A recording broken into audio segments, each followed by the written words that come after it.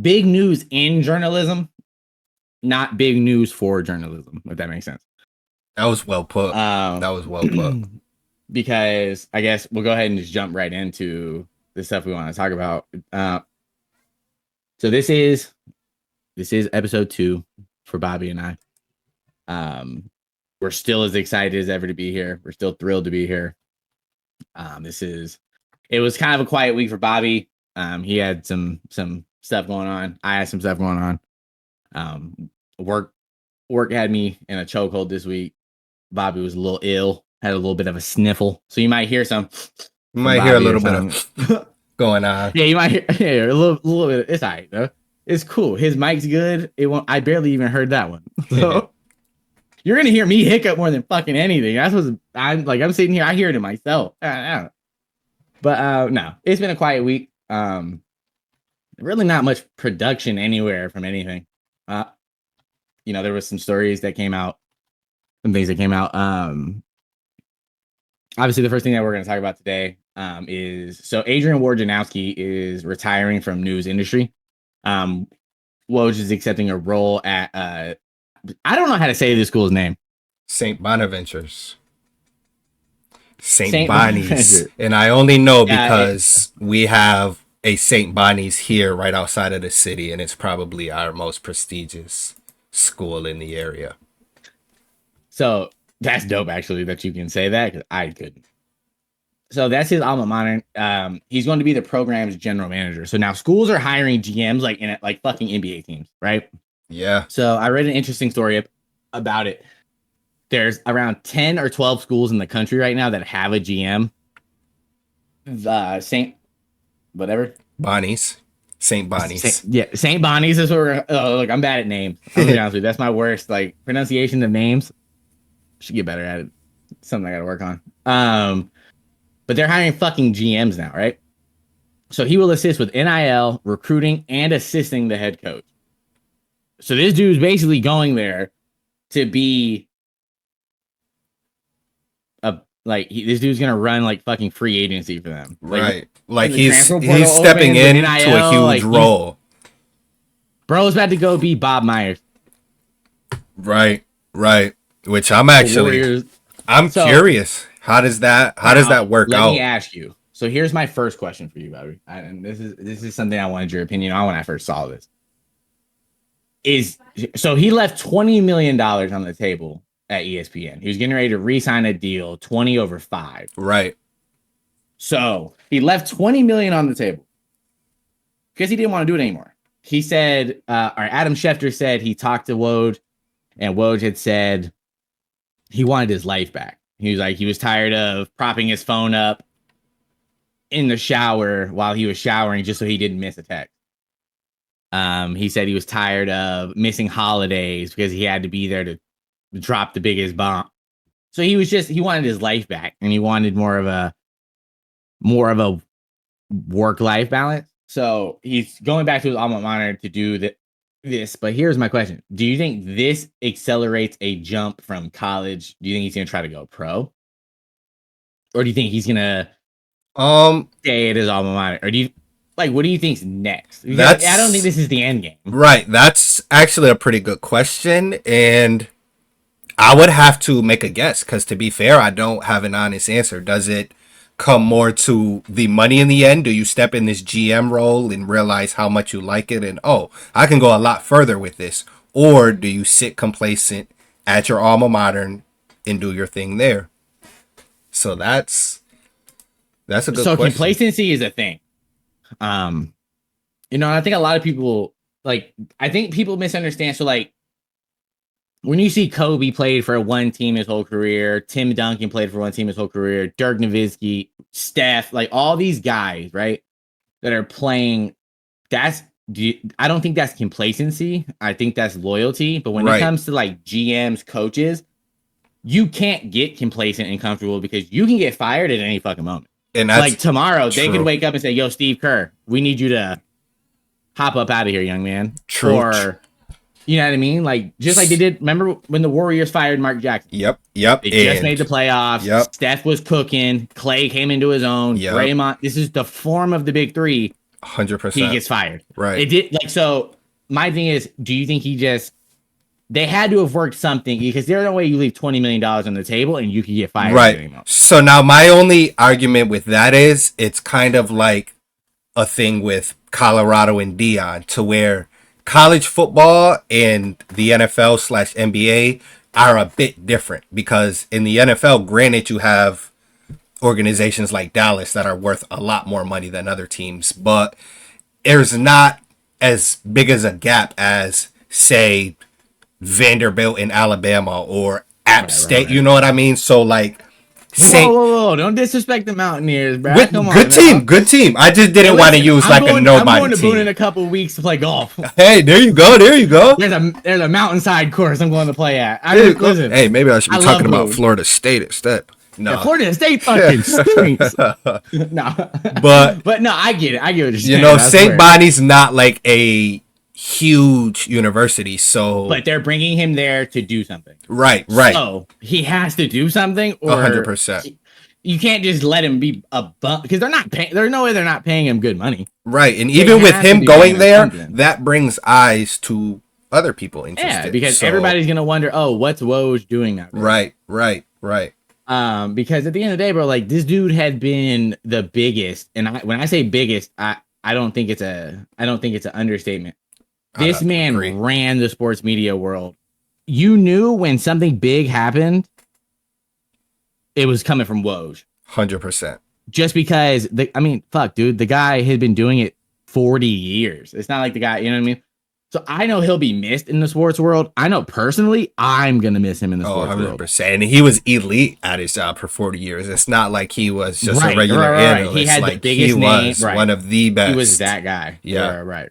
And that's and again, it's like, so since we're new in the podcast game and we're new in doing what we do, so like we aspire to be big like that. Right. And like, so that's the thing, is I have nothing but respect for Adrian Wojnarowski. I think, to me, honest to God, there's one person, I swear to God, you can fact check this. I'll show my Twitter. I'll show you whatever you want to see. Every follower I have. He's the only person on my follower list that I have notifications turned on for. Huh. That's funny. Swear to God. But respectfully. Because that's how, like, you knew when his shit came out, it was coming out and it was true. Oh, yeah. 100%. There was no question mark. He was giving you the details. He was giving you the now. He was 100%. Giving you that. He was giving you that real, truthful. You know what I mean? Like, it's gonna be crazy with him gone. To be honest, that'll be different. That'll be different for sure. That's what I mean. It's like, it's gonna be different. So like, who do you use to replace him? So in that same realm, good setup. Because in that same realm, you got Shams, who is like been the biggest rival to Woj. Everybody knows Shams. Everybody loves Shams. Right. He's being pursued by ESPN and NBC after Woj's retirement. So my notifications are going to switch from Adrian Wojnarowski to Shams. Right. Because I've been a big fan of Shams. I think he does a lot of good work. I'd have to agree. He's one of those guys that there's a lot of, how do I say this? There's a lot of dickheads in journalism. Like, right. It's just how it is. Right. There's a lot of dickheads in the podcast game. Anybody who has a microphone feels like they're right. There's too much opinion-based conversation is what it is. There should be requirements for having a podcast. Right. I agree. You should be able to pass, have to pass a sports analysis test or something. Whatever you're going to talk on, yeah. You need. I've seen some of the most dickheadery on like TikTok.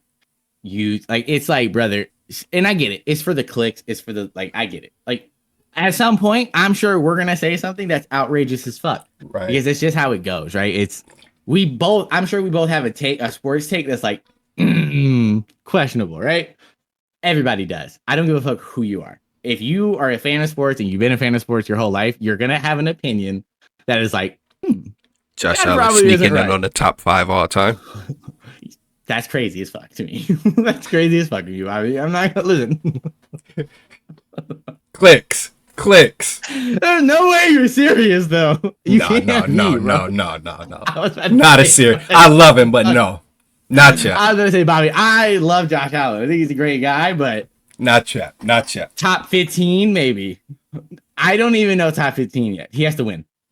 He wins, we'll give him that. At least make it to the conference final. I can see that. Yeah.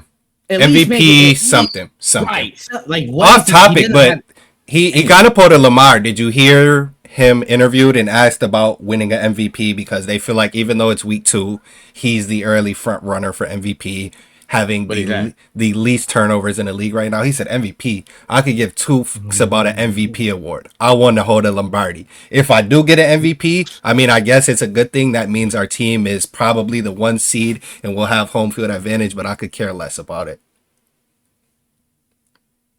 I like that. I like Josh Allen. We'll talk about him in a second because I actually do have some things I want to bring up about him. But I do. That's a good point. We're gonna circle back to that. I'm actually gonna make a note of it real quick because I do want to circle back to that.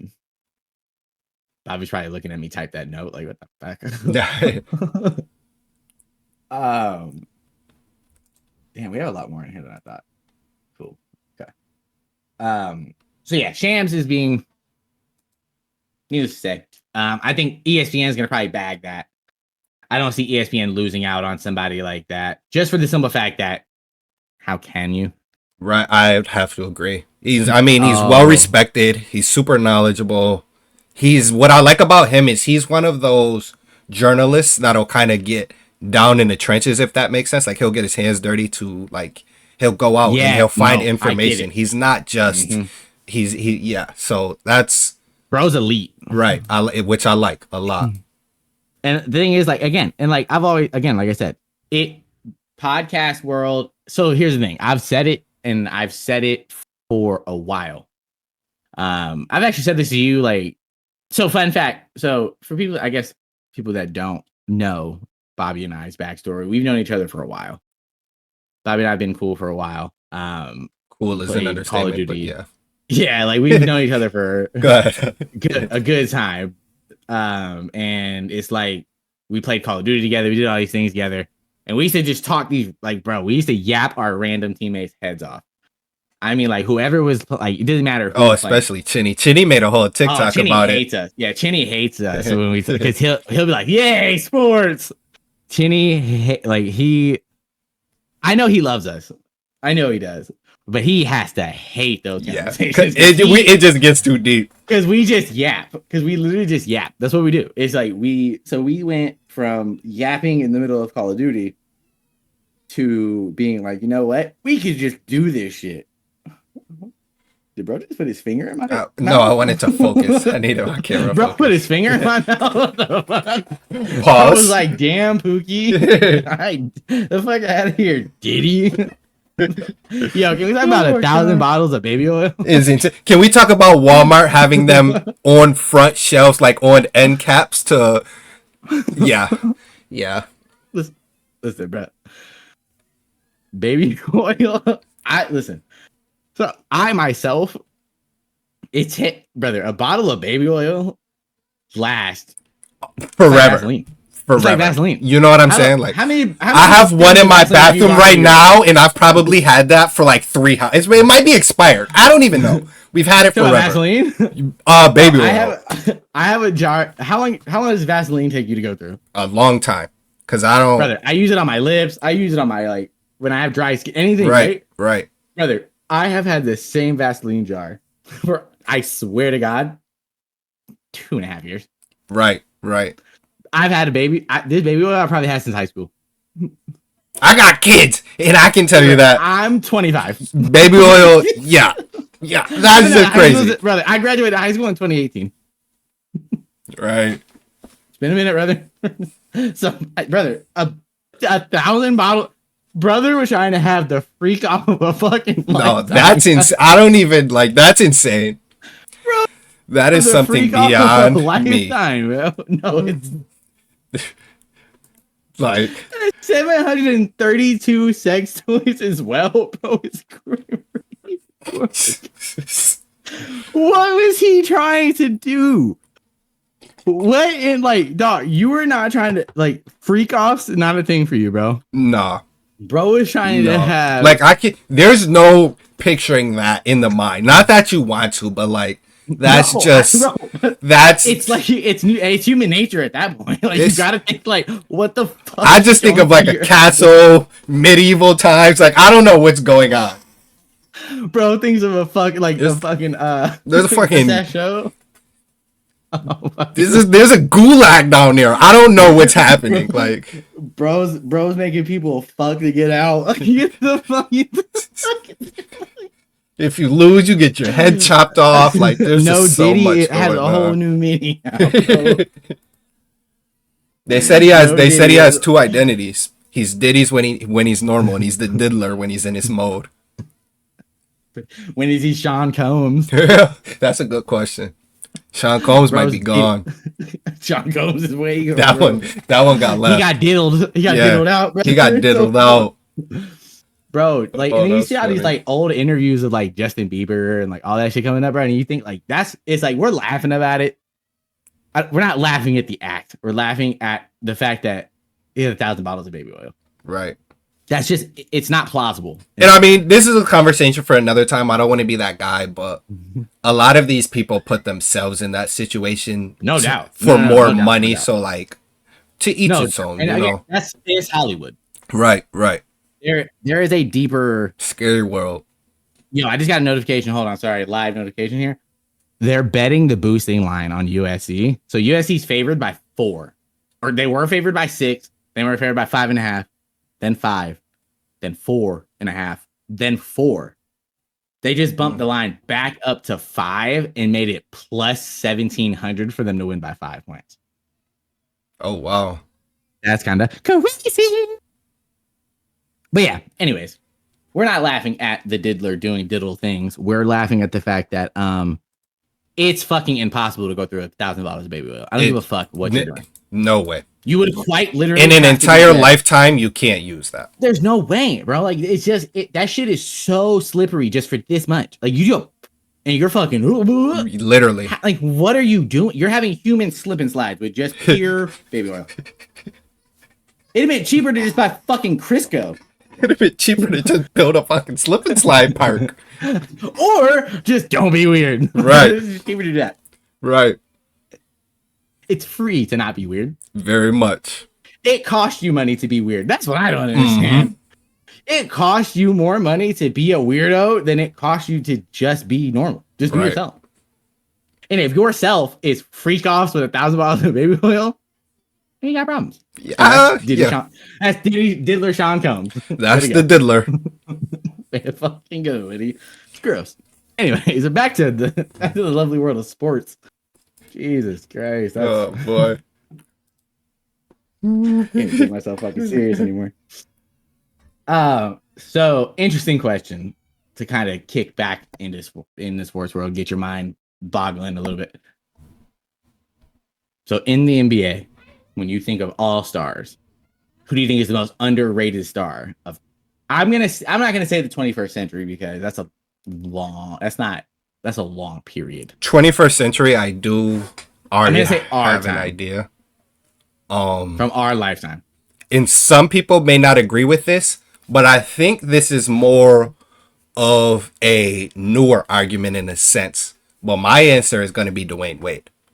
A lot of people still have him rated fairly high. Never heard anybody put him in the top 15, top 20, which maybe that's fair. Most blocks for a guard ever. Got his ring before Bron. And a lot of people now have Harden fitting in front of him. I've heard arguments for like Klay Thompson. I don't throw something at you real quick. Let me throw you why real quick, I think. And I want you to kind of build what you're about to say, kind of build this into it. Because I think you're gonna like it. You know the reason people don't talk about Dwayne Wade? His only accomplishment is championships. No MVPs. Which he should have had, but no. Right. No, but you know what I'm saying? Like that in people's mind. So unfortunately, you look up his accolades and they look exactly. You don't see it. How many times have you heard me say this? Accolades matter to certain stars. Right.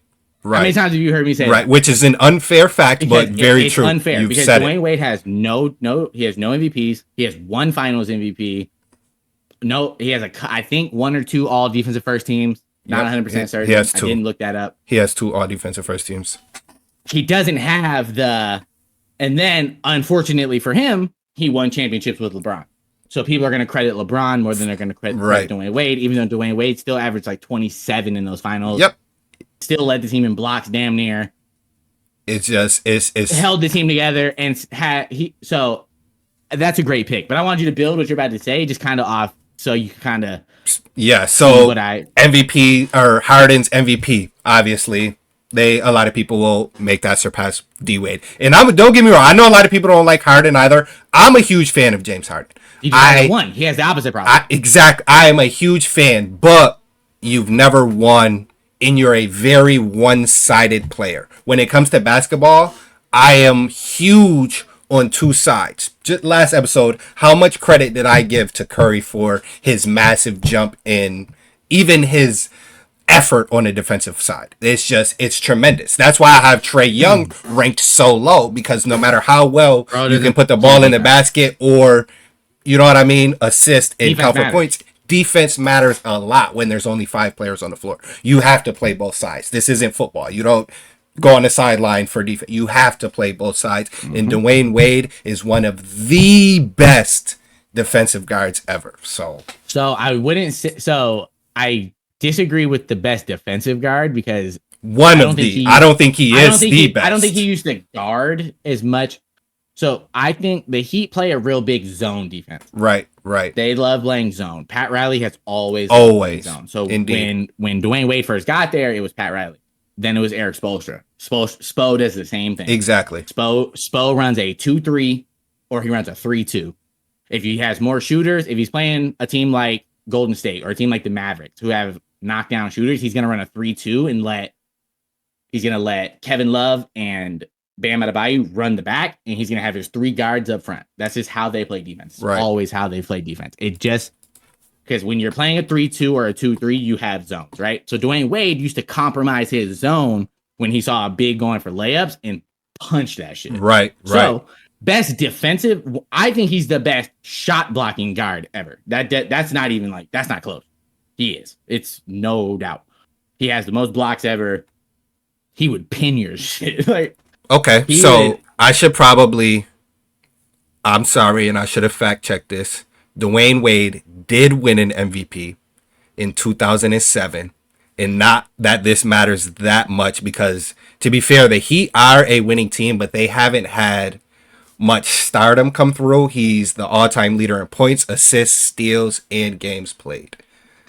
For the Heat, right? For the Heat. Yes, one of the members of the 50-40-90 club. Again, a stat that doesn't really matter, but to not be able to shoot the 3 ball at an elite rate, being part of the 50-40-90 club is pretty fair.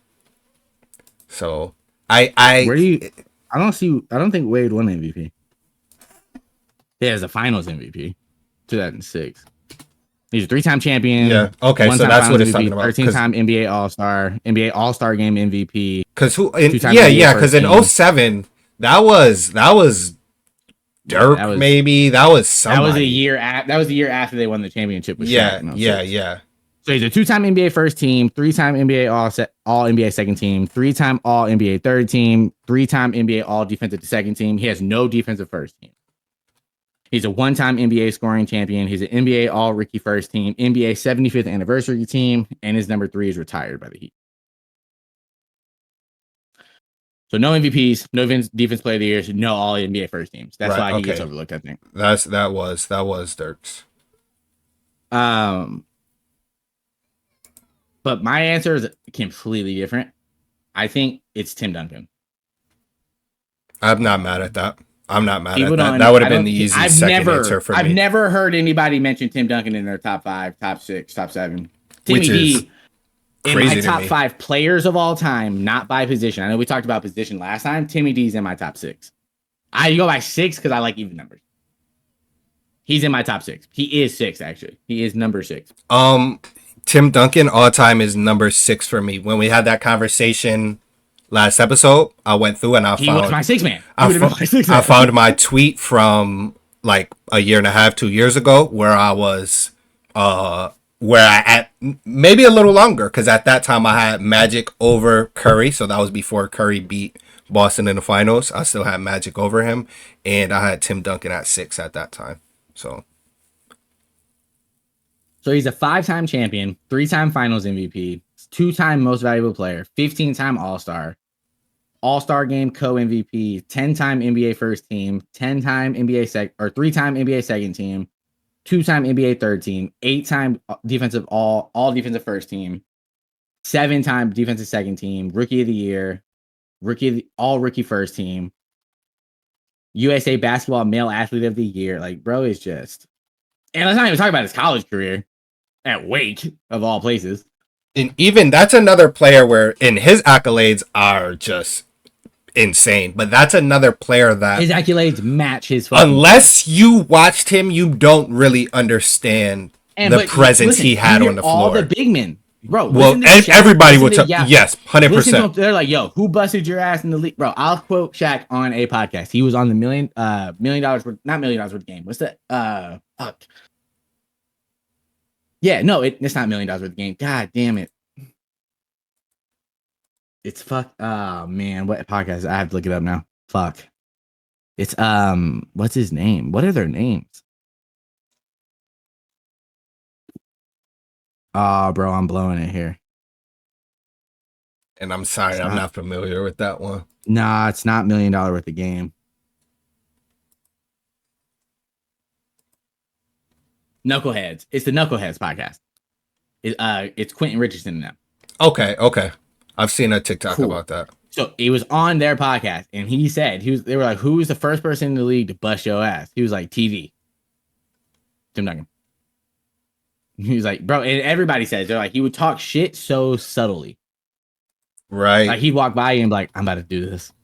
Like Tim Duncan was, I think he's the most underappreciated star. Very much underappreciated superstar by far.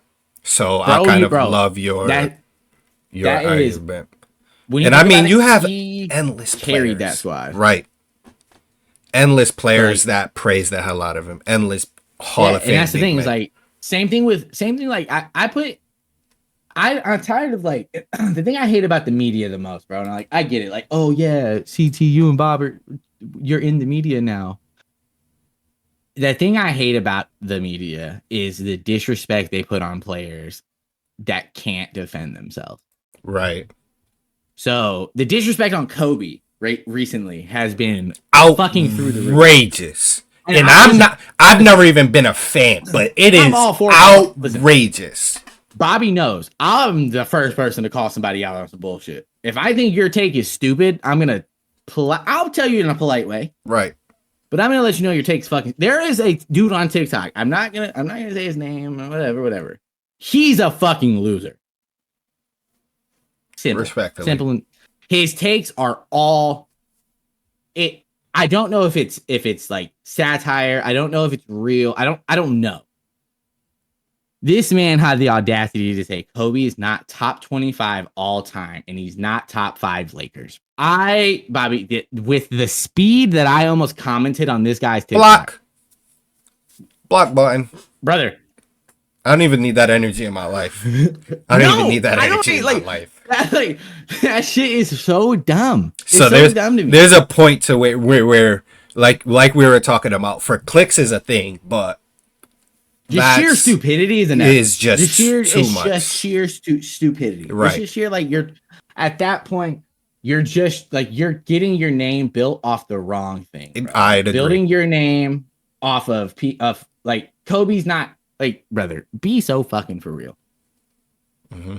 And then he was like, "Oh, Yao Ming." He said something about Yao Ming not being top 5 business. And there's people that won't put Kobe even in their top 10, which is crazy to me. Like, and that shit is blasphemy. And I'm talking about like educated people. How do you not? Not? Again, so I like to call myself. I am not an expert in any sport, right? I am just a student of the game.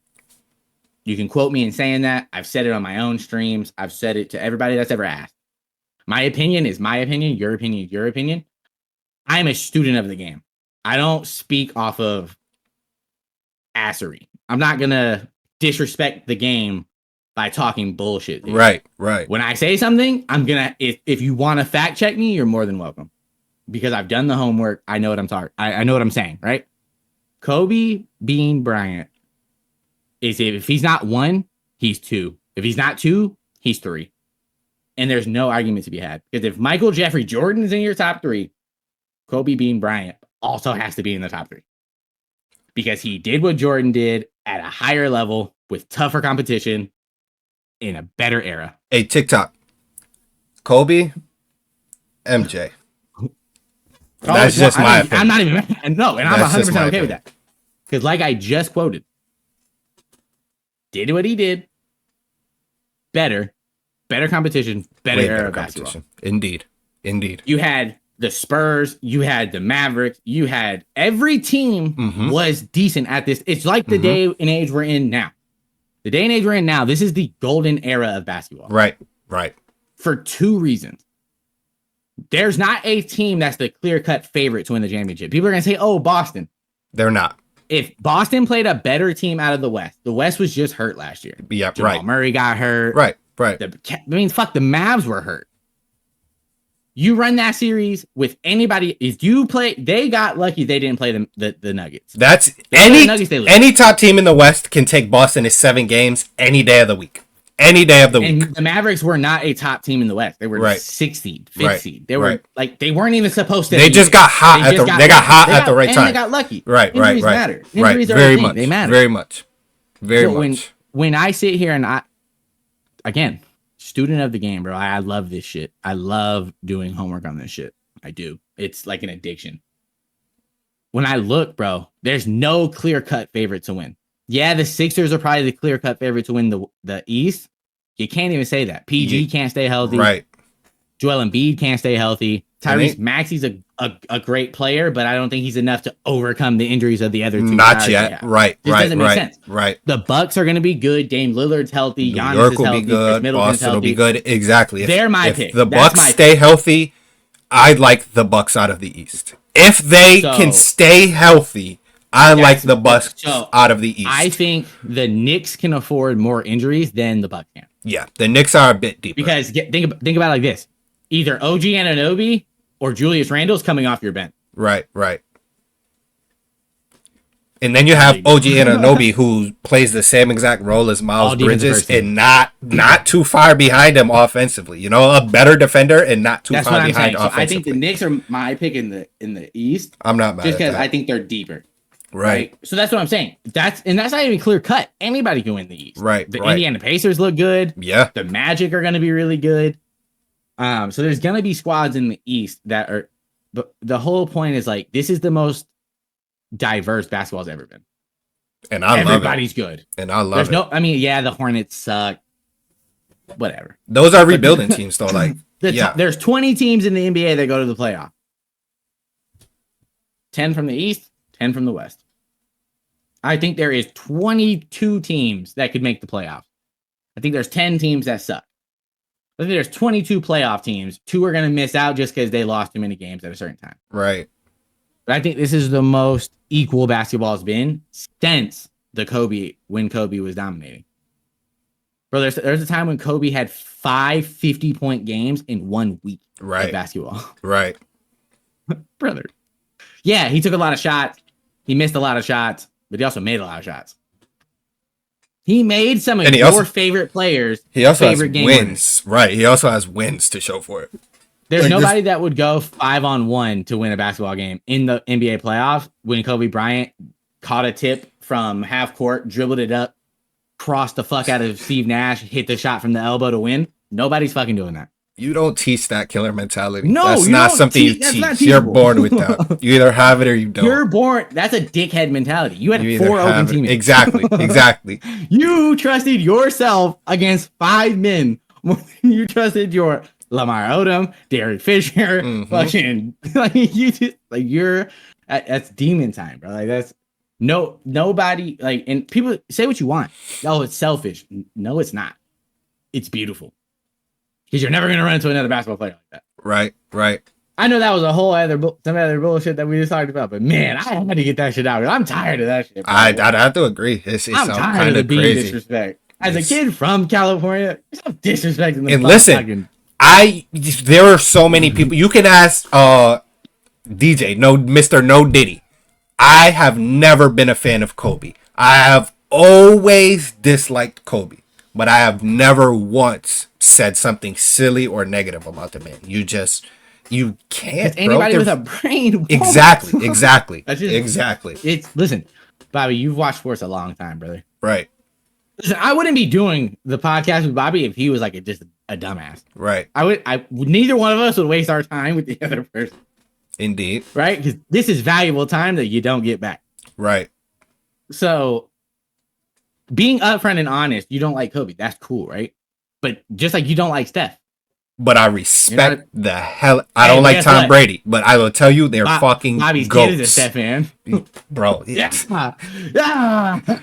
Bro wears the shirt, shorts, and shoes to school type shit. Like you tell nephew I'm proud of him. He's fucking the man. Jay is just You tell nephew I'm proud of him. Curry and Justin Jefferson, like bro, we're Bills fans. Why are you rooting for Justin Jefferson? His name's JJ, Daddy Gritties. Like, come on, bro. That's the NFC, bro. NFC, he can like him. Right. Just don't like nobody in the AFC. True. Look, you tell nephew I'm proud of him for that. Jay, my dog forever. Word. That's little homie, bro. Hey, look, any Steph fan cool with me. I know that's right. Any Steph fan cool with me, guys. He loves Curry too. Bro, I love Steph, bro. Like, it's so like I know. Damn, we talk about it all the time, but like, I just love that dude, bro. No Diddy though. Shaq's that guy for me. I was meant to be a big man. I was meant to be 7 foot and 350 pounds. Bro's a big man in a guard's body. Bro, I hoop and I post. I was like play a Kobe game. Yeah, I'm blocking that shit. I'm not letting you post me up, Bobby. You can't. You post me up, I'm leaving. Right. I outweigh you. I'm taller than you. I'm leaving. Respectfully. Well, I'm dapping, taking my shoes off, tying them together, throwing them on the telephone wire, and I'm going home. I'm going home. Oh, that's funny. And I'm telling my mom. I'm going home and I'm calling my mom and telling her I got bullied at the basketball court. But stepping back in. Speaking of GOAT debates and all that shit. GOAT conversation. Jordan. Richard Jefferson. So this was all right. So like I said, this wasn't a big week for journalism. It was a big week in journalism. Right. A lot of people went on podcasts and interviews this week. So we're gonna touch on a few of them.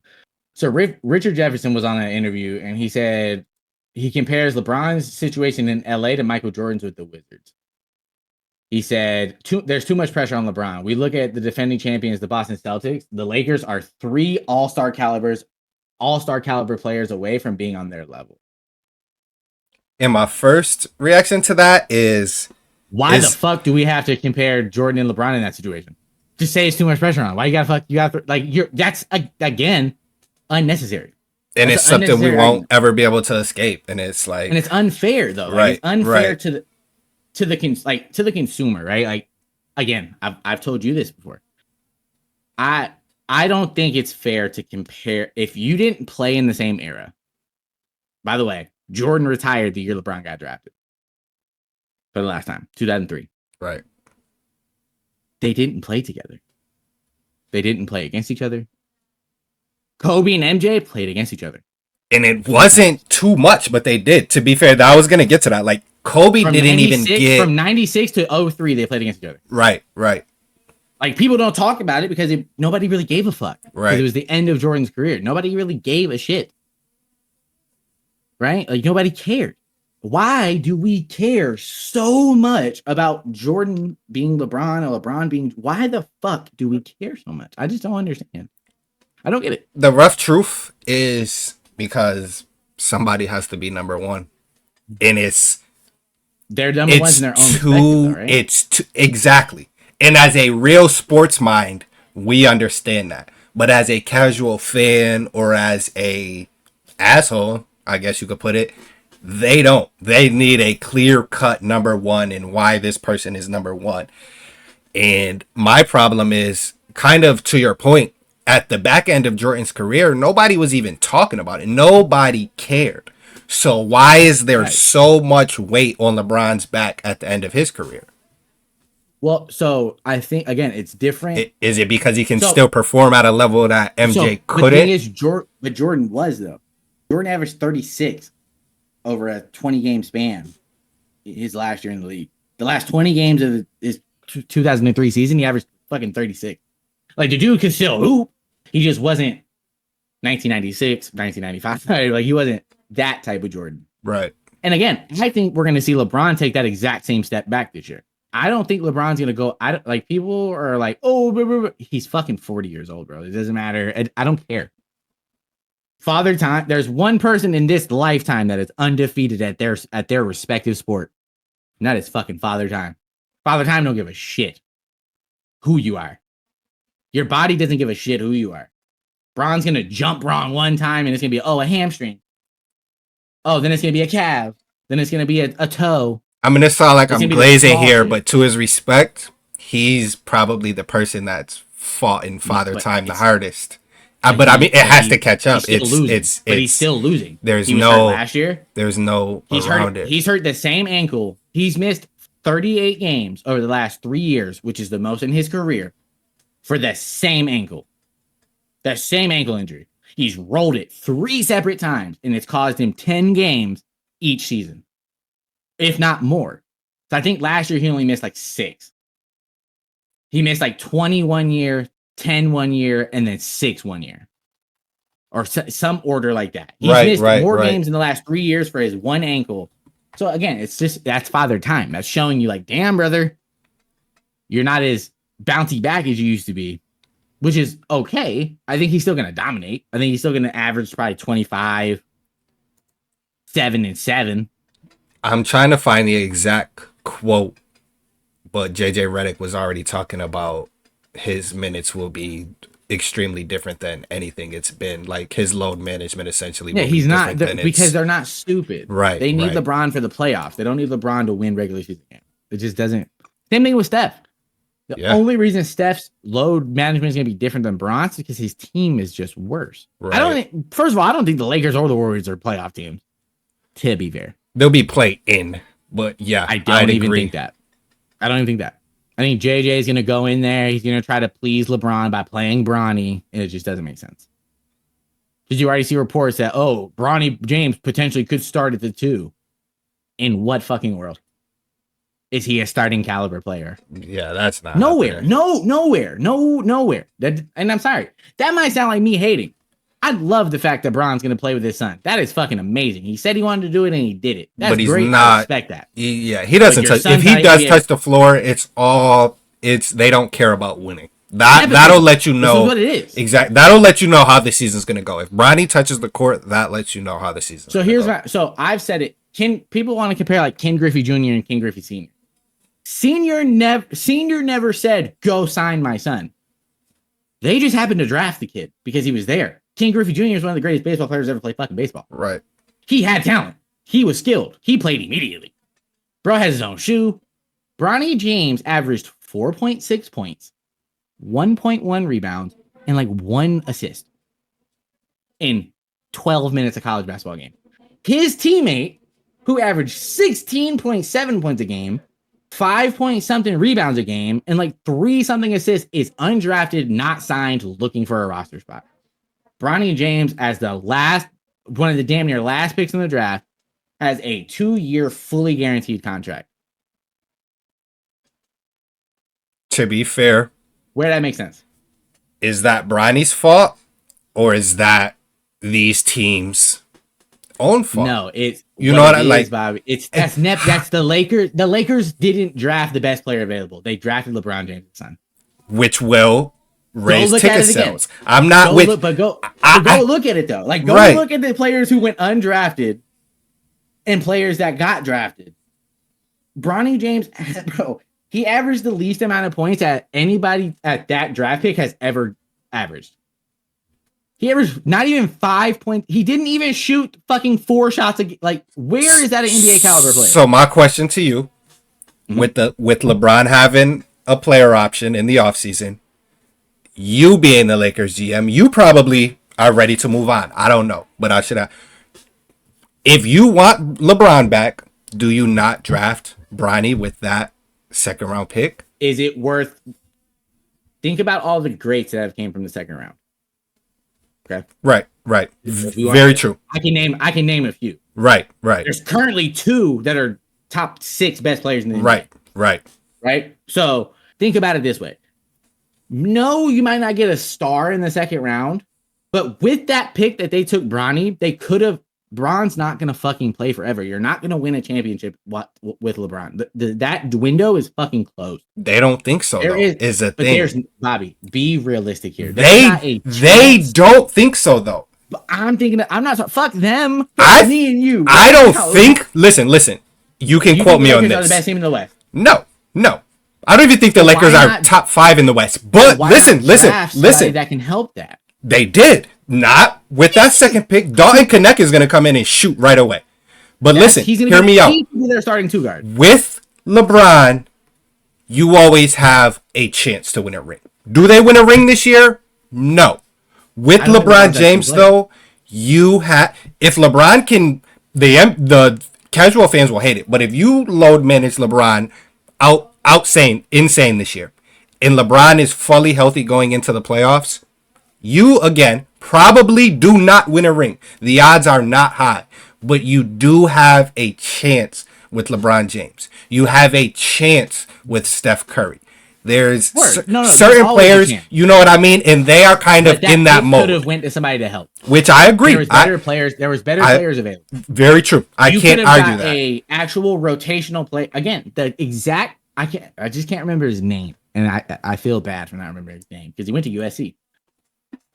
The teammate that didn't get drafted would have. He's a shooter, and he plays defense. USC was also fucking has some ballers this year. They had some. Last year. We do this year too. Look, USC basketball is there. Because I was Isaiah Collier. I like a lot. Isaiah Collier, I was huge on. Isn't he the one that didn't get drafted? No, he went second round. He went after Bronny though. He went to Utah. And he's better than Bronny by a long shot. Bronny was his back. So you see what I mean? As the Lakers GM and as JJ Redick, I'm going to look at it from LeBron's probably not going to be here 3 years anyway. LeBron's going to play with Bronny this year, and I think he retires next. I think he just wants to accomplish one more thing and just play with his son. Okay, I'm sorry. I apologize. He was drafted after Dalton Connect. He was not drafted after Bronny. Okay. He was after Connect because I thought they could have took him, but they took Connect because he was a shooter. Nice. Yeah. And he's like ready right now. He's like ready to play right now. So that's my thing is like, I don't know. And maybe it sounds like me hating. No, I understand your point because I just don't see from an organization standpoint, you should always be looking forward. If you like, even if you're in a window to win right now, you should still be looking forward. You know what I mean? You should not. Right. So that's their downfall. You think LeBron? You think like? And again, you said it. And again, I don't disagree with you. LeBron James gives you a chance to win a championship. I'm never gonna argue that. Right. What I will argue is your future cannot be set up on a 40-year-old's shoulders. And that's the problem. And that's because let me ask you this. Would the Lakers have drafted him if LeBron James wasn't there? No. And we know that. That's obvious. And and that's where it comes to the Lakers organization. What's more important to you? I understand. Bronny James is very much NBA basketball. Very much. Let me understand like this. He gets you jersey sales. Guard, that's it. As a 6'1" guard, he's gonna have to guard Steph, Ja Morant, brother. Steph Curry's gonna make that kid feel like he should never play basketball again. Ja Morant's gonna jump over him. Tyrese Halliburton, you know like the point guards in the NBA are elite, and I agree. 6'6". Yeah, they're 6'5". Like Tyrese Halliburton's fucking 6'5". LaMelo, Cade, Lonzo Ball, bro. Can you imagine him guarding Lonzo? Lonzo's gonna go to the post and do what he wants because he's 6'6". This isn't a child's game. And that's what I think people misunderstand. Is like very much. They misunderstand that like the Lakers just shot themselves in the foot. Because again, guess what? LeBron James only signed a 1-year extension. See, this is the problem, though. It's like you either shoot yourself in the foot or you shoot yourself in the leg. Because say you don't draft Bronny, and then, I guess this isn't shooting yourself in the leg. You don't draft Bronny, you have to move on from Bron right now. You know what I mean? Set your future up. Your future is over anyway. Their problem is there's no future for the next 2 years. There's no draft capital. Bro, no trade clause. I don't know. You're telling me you go to LeBron and say, listen, we're not going to take your son because it's not worth it. Bro, the logistics of it don't even make sense. You drafted Dalton Kincaid. You still have D'Angelo Russell. You have fucking 7 point guards on your team and you draft a guard. Like, I don't even know what to call him. He's not a 2 guard because he's too small. Right. He's not a 1 guard because he can't fucking dribble. Can't bring the ball up the court. The one struggle that everybody said about Bronny James was he cannot bring the ball up the court and his jump shot looks suspect. So you need a point guard that can't shoot, that doesn't help in any type of way. What? Because his last name is James. That doesn't make sense. It's not, Jersey so you sales. Go to LeBron and say, listen, we're not taking him. If you want out, we'll trade you. Problem is, Brian had a player option, so you don't have the option to trade him. He walks. He just walks. He signed his deal before the draft. He had a 1 year extension. He had a player. It was player option though. Player option. No, he opted out and then signed the 1 year, $68 million or whatever the fuck. But he's making like $70 million next year. Right. He signed a 1 year extension to play with Bronny. So go fuck yourself. I'm not brother. You could have got somebody in the second round that could have helped you in a year or two. When LeBron's not there anymore. Maybe is the thing. Maybe. So we're betting on a maybe with LeBron or a maybe with a second round draft pick. I think I'm gonna start with the second round draft pick. I'm going to maybe with the GOAT. I understand that argument. What's the maybe? But what is the maybe there? The chance at a ring. The chance at a ring. Maybe make it in the. Think about your roster structure, though, bro. You think about the structure of the roster. So it sucks. Good. Here's my argument with this. I guess this kind of changes the topic. How much does that fall on Anthony Davis being an absolute? Who knows at this point? No, again, that's my point, right? There was big men that were available that could have backed Anthony Davis up. If anything, we're moving on from Anthony Davis. We move on from AD before I move on from Bron, but yes, move on from both. Brother. So listen, you know who did it best was the Celtics. Remember when the Celtics traded all those draft picks and all that shit for KD and for KG and Paul Pierce, and it ended up turning into Jaylen Brown and fucking eventually Jason Tatum? Yes, but not many teams can do that. Is the problem? Like that was perfect. LeBron James, I promise you, the Spurs would give you 6 first round picks. No, they would give you brother for LeBron to play with Wemby. No, Greg Popovich would say, take every draft pick I have. You really think so? Yes. I think his trade value is the lowest it's ever been. No, it's the highest it's ever been because there's young stars around the league that could use LeBron. That could very much use his mentorship. Wemby. If you get Wemby with LeBron, but listen, Wemby, LeBron, this is my Chris thing. Paul, that's a automatic playoff team. That is that's a Western Conference Finals team. Bro, how do you guard LeBron James with a 7-12 fucking Space Jam?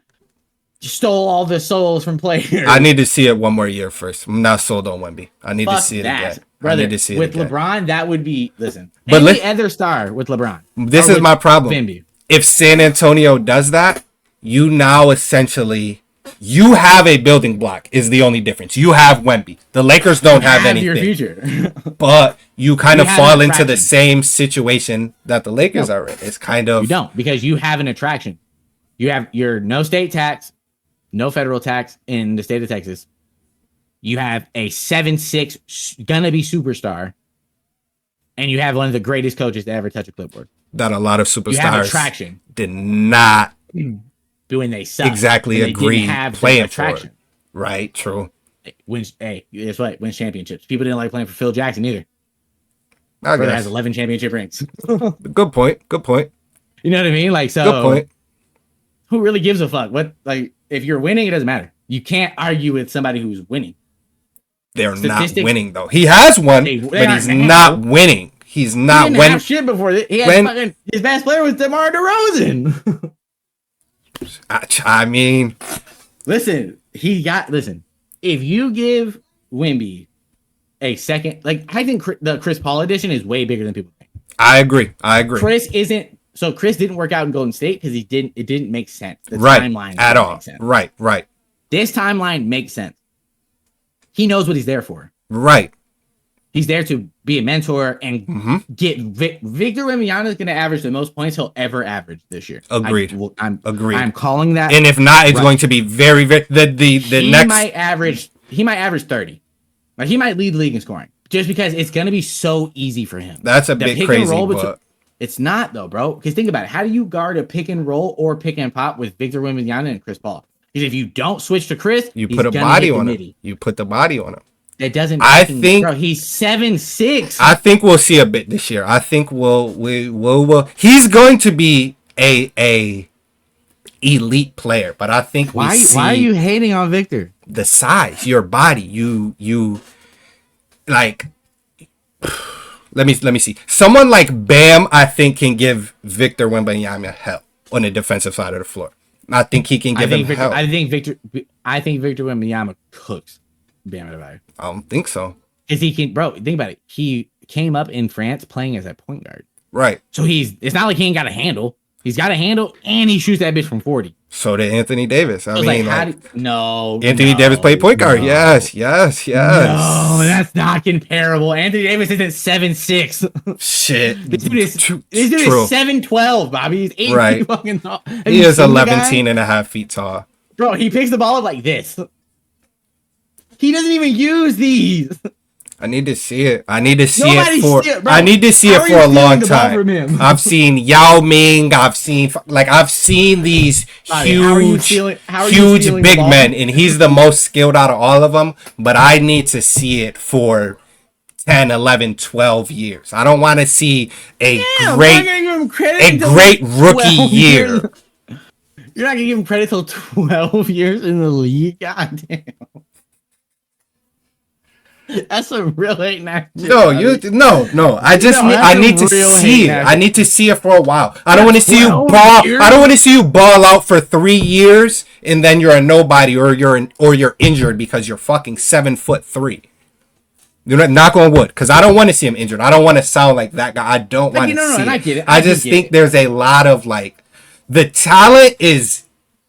I mean, if we're talking about potential, he could be the greatest basketball player to ever live. You know what I'm saying? If we're talking potential, but I need to see it. I need to see it consistent. What I'm saying, you know what I'm saying? My whole point is, if you give him another star, it would help that process elevate insane. Because then you can't double team him. You have more players to worry about. It's yeah. I think they should have signed Clay. I'm not. That was the team. That's the team I thought should have signed Clay, because if you surround him with shooters and another star, the Spurs would be one of the best teams in the West. I don't think they're at that point yet. Not yet. Bro, I don't, because defensively, dog, you're not scoring on them. Like that's the thing, because they led the league in blocks last year. Yeah, but as a team. Let's look at their total defensive numbers, not just blocks. You know what I'm saying? I get what your point. They have there. Right.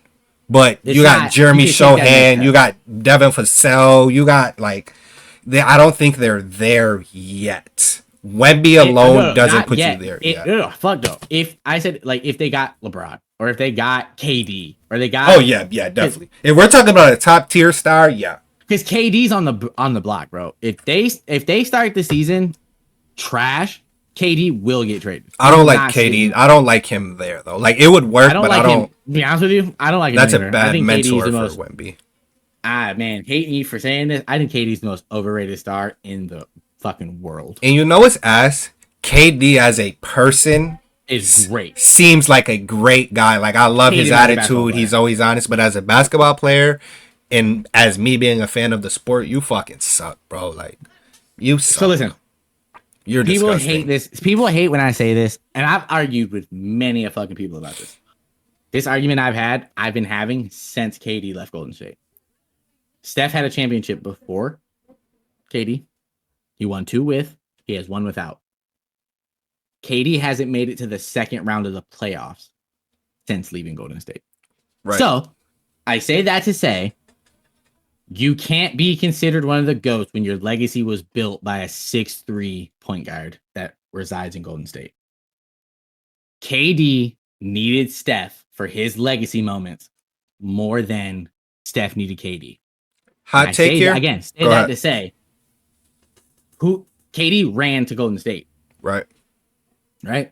Steph was like, yo, I'm gonna come join OKC. Didn't make sense. Steph took less money. Which is a smart, that's smart for anybody to do. Took a back seat. Steph openly said, this is your team, okay? And we talked about that. You know how elite of a basketball player, of a leader you need to be to do that? It's because it's not about him. Exactly. For KD, it's about him. Right. The Twitter burner accounts, all that shit, you're a clown. Like you're a clown. So hot take here. The unfortunate truth. KD is one of those basketball players that are in the popularity list. Whether he goes to Golden State and wins rings or not, I think he, like, essentially, people badmouth him for doing that. Your cupcake, blah, blah. I think he kind of falls under the same line, whether he wins those rings or not, because people just glaze that man and love that man for whatever reason. I don't think they do. Because even in OKC, people were just, you know what I mean? They were all over. Because he's one of the purest hoopers ever. I'm not hitting on his basketball skill. And that's kind of what I mean. Like, he's one of the players that I don't think gets knocked too hard if he doesn't win. Like, he kind of is like, him and Melo would be a good comparison. Melo gets absolutely fucking flamed for never winning. I don't think KD would get flamed like that for not winning if he doesn't go to Golden State. Why? I don't know. People love him, and maybe I'm wrong, but that's my opinion. No, and so my thing is, like, I think people misunderstand hoop skill, and because again, character matters. No matter how you shape it, very much. You have to have a good character to lead a team. It doesn't matter. And that's why he ran from OKC. Yeah. That's why Russell Westbrook hated him so much, because it wasn't about where you went. It wasn't about what you did. It was about you saying, "Oh, I'm here," and then you ran from the grind and took the easy way to win a championship. Yep. I personally, as a Steph Curry fan, hate the fact that he came to Golden State. I hate it because at the end of the day, now Steph gets discredited for that. Steph had KD for 2 years. A lot. That doesn't fucking matter because again, Steph still averaged. People don't understand that. Again, if you want to fact check me, go ahead. The stats were damn near identical when KD won those 2 Finals MVPs. KD just gets his weenie licked on by the world because he's a pure hooper. He looks pretty hooping, and that is 6'11", right. Shoe handle. And he's never discredited for anything, bro. It doesn't matter. Bro's been on 4 teams with 4 big threes and has failed at every one, but the one where he was with and won't get credited. Brooklyn, nobody cares. None of that matters. Gives a fuck. OKC, it doesn't matter. Doesn't matter. Bro went to the finals. Bro beat Kobe and went to the finals. And then got absolutely smashed by LeBron and that didn't even happen. You wouldn't even know what happened. Then went to New York, then went to the Nets, got swept with KD or with Kyrie and James Harden. Mm-hmm. Then got Ben Simmons, same thing. Right? Okay, cool. Great. No worries. You went to Phoenix, and guess what? You got swept again. How the fuck? None of it is discrediting for him. Nobody knocks him out of. None of this is knocking him down the list. Nothing. It doesn't matter. And that was kind of my point. Is what I was trying to get at. It does. Even if he didn't win the rings with Golden State, people would still glaze him just like this, and it absolutely makes no sense to me. No, it doesn't. Because if we're being honest, he's not as good on the defensive side of the floor. But James Harden puts the ball in the basket better than Kevin Durant, if you ask me. But that's just my personal opinion. No. You know what I'm saying? So I again, that's why I say I think he needed Steph more than Steph needed him. And I would agree. And I think Steph and them would have made it back to the finals either way. 100%. Do they win? It's a lot better battle. A lot better battle. Yeah. But they go back and they have probably a 60-40 chance of winning regardless. Just because, bro, those teams were built. Those were some of the greatest teams I'd ever witnessed play basketball. Easily. with my own eyes, Livingston, yes, Iguodala, yes, it was probably better than San States. Antonio. Yes, yes. Bro, you had Andrew Bogut, Bogut, like Andrew Bogut. You had everybody played their role elite, and I hated it. I hated it. Loved that shit. It was so good. It was my dream so is to coach good. basketball. It was so good. It was New England 2.0 for me. It was so good. Bro, I have taken so many lessons from like the coaching job that was done there. My dream is to coach one day. I want to coach basketball one day, right? That would be dope. Dog, the inspiration that you get from that team was one of the most selfless teams. Yes. Ever. Yes. Like the stuff they did was, and it was beautiful to watch. Like no disrespect to Coach Pop, but San Antonio's system was boring. It was effective, it was elite, but it was boring to watch. Golden State was effective, elite, and exciting at all times. Like it was top. It was man. That's what I'm saying. Like I don't think we'll ever see that kind of shit again. To be completely truthful. No time soon, at least. No time soon, at least. Not for a minute. Right. Not for. Hope, man, fuck. I don't know, but it's gonna be a crazy. I think this year's gonna be a good year. I think we're gonna have a good NBA year. I think there's gonna be a lot of good battles. I'm excited to see the West. The West is super competitive. Too. I'm excited to just see basketball again. Right. I love football, but speaking of football, that's where we're gonna jump to next. There's a lot in there to unpack as well. So this first question right here is I love this question. So Jason Kelsey was talking to Jalen Brunson, and he asked him. He said, "Is it easier for an NBA player to play in the NFL or for an NFL player to play in the NBA?" Jalen Brunson's response was, "It's easy for an NBA guy to play in the NFL." Not saying it's easy, but like if you're guarding the pick and roll, nah. So, question is, if you had to pick, because obviously neither one of us played in the NFL or NBA. That's not what this podcast is built off of. Right. It's not that. High level high school basketball. Yeah. I did that. Yeah. Almost college. Almost did that too. Same here. Oh. Like literally same here. But NBA, no. So our opinion of it is not from personal experience. But what do you say? What do you think? Would it be easier for like LeBron to go to Don't hate me. Play in the NBA? Don't hate me. But my answer is neither. A professional is a professional for a reason. And people discredit that too much. No matter what the profession is, whether you're an NBA player, a lawyer, a doctor, a football player, whatever the hell you do, if you are a professional at an elite level, a professional that's top 1%, not millions of people are doing, then you are a professional for a reason.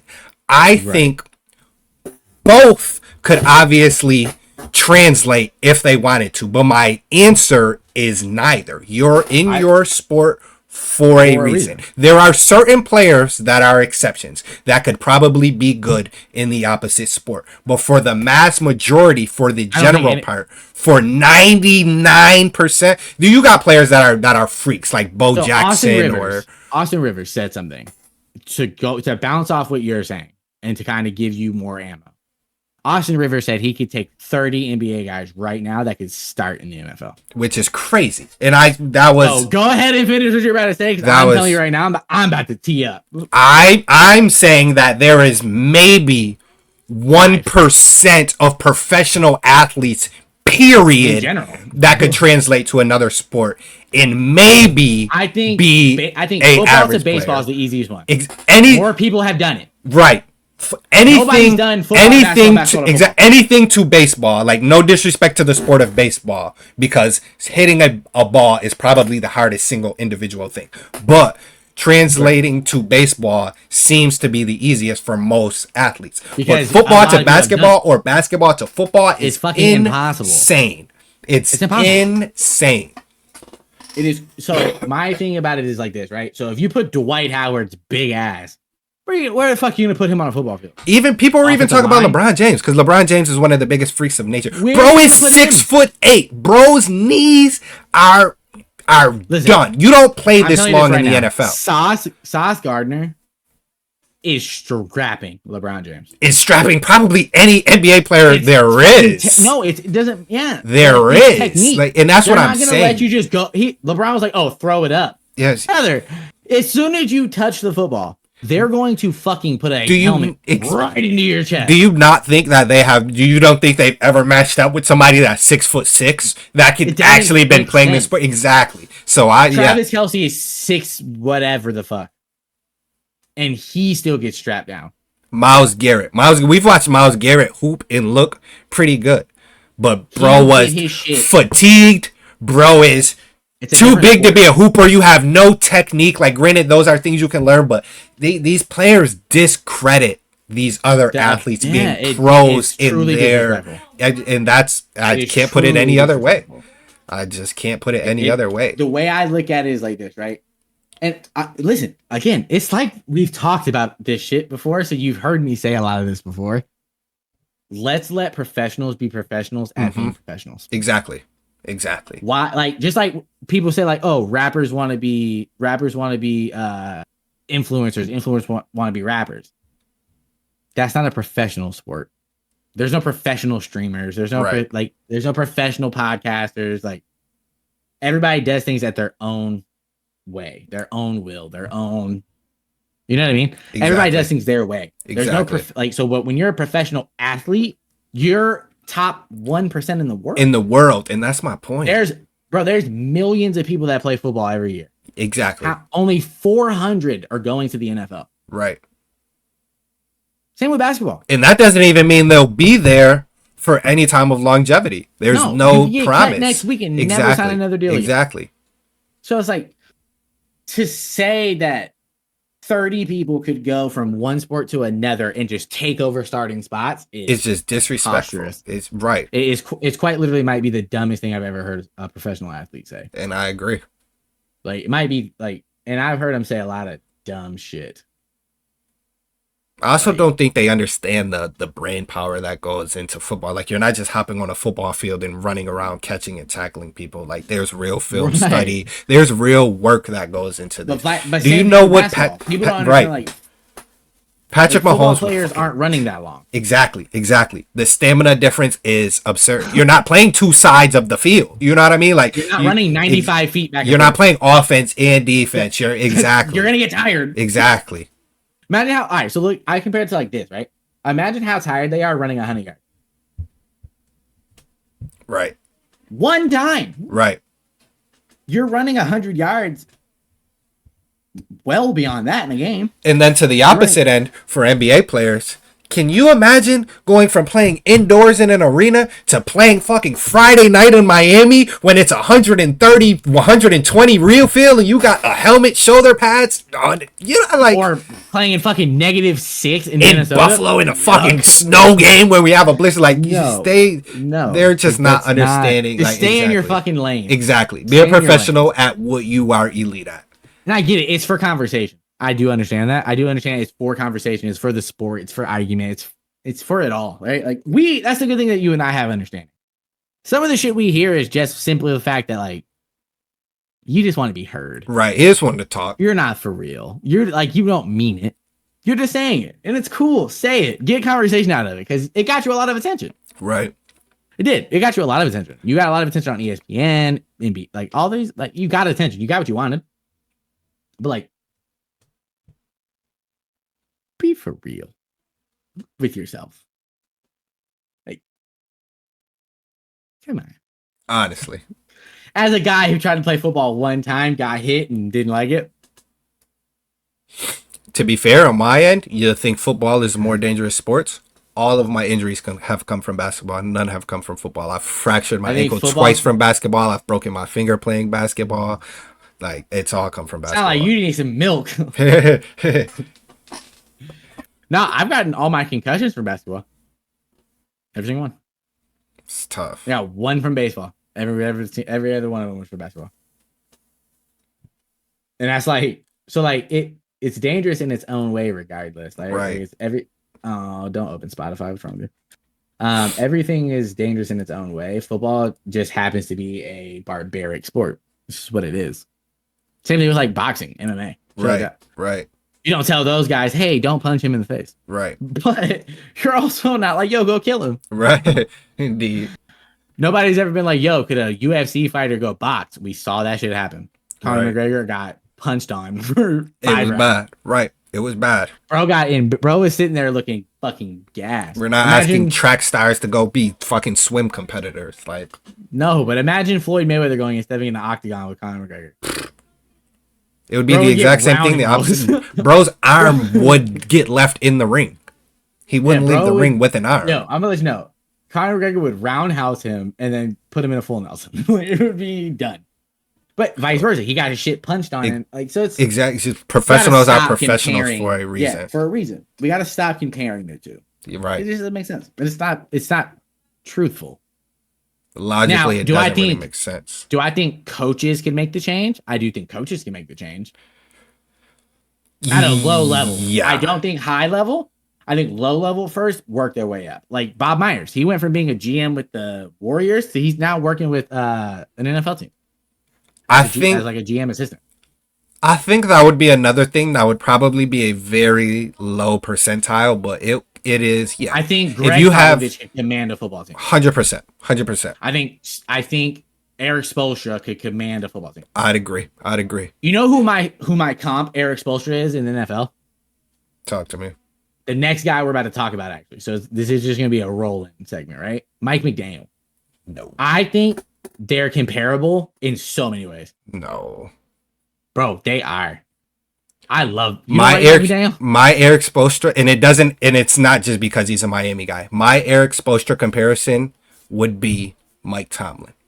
Longevity, wins, doesn't win rings all the time, but is always there in wins. The longevity, you know what I mean? Fair. McDaniels is a good coach. Don't get me wrong. I think he's not the best for Miami, but he's a good coach for Miami. But he's new and more upcoming in a sense as a head coach.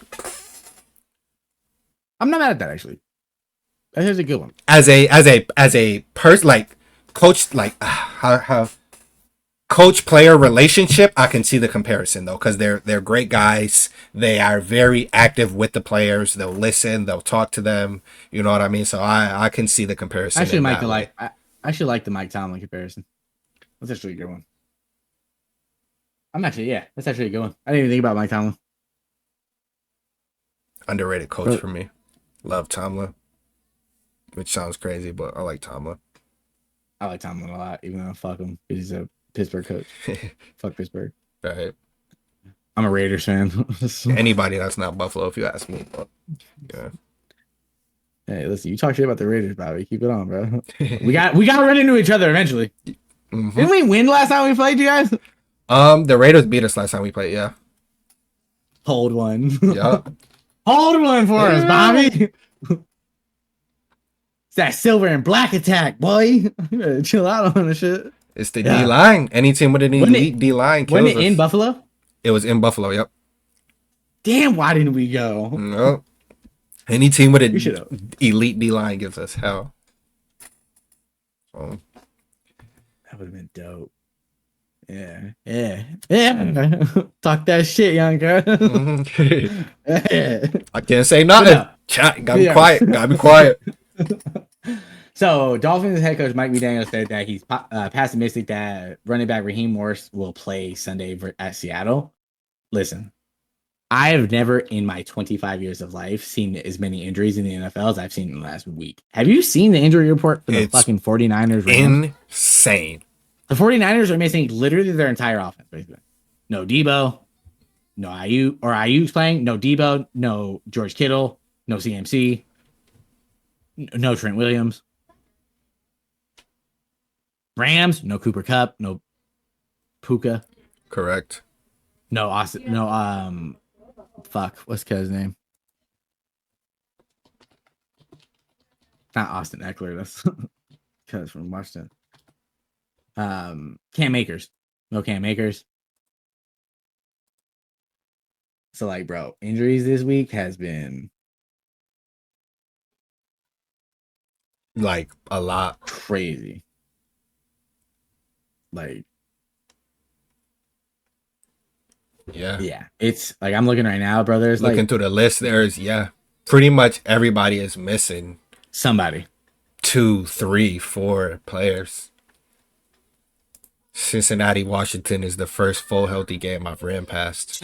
So now, like, do we see this being like the uptick in, like, you see people wearing Guardian caps and shit now already? Do you think injury weekends like this are going to be kind of that like step aside thing? Like they're going to do more to protect rules and shit like that? In a sense, I think that comes down to a player standpoint, but I think they should. I think players kind of should be buying in on it. As we kind of spoke on it last episode, just like Jabril Pepper said, again, if it's not preventing you from performing in any way, if it's not slowing you down, if it's not stopping you from tackling, if it's having no downfall on your performance, why not protect yourself more? Right. Yeah, why not?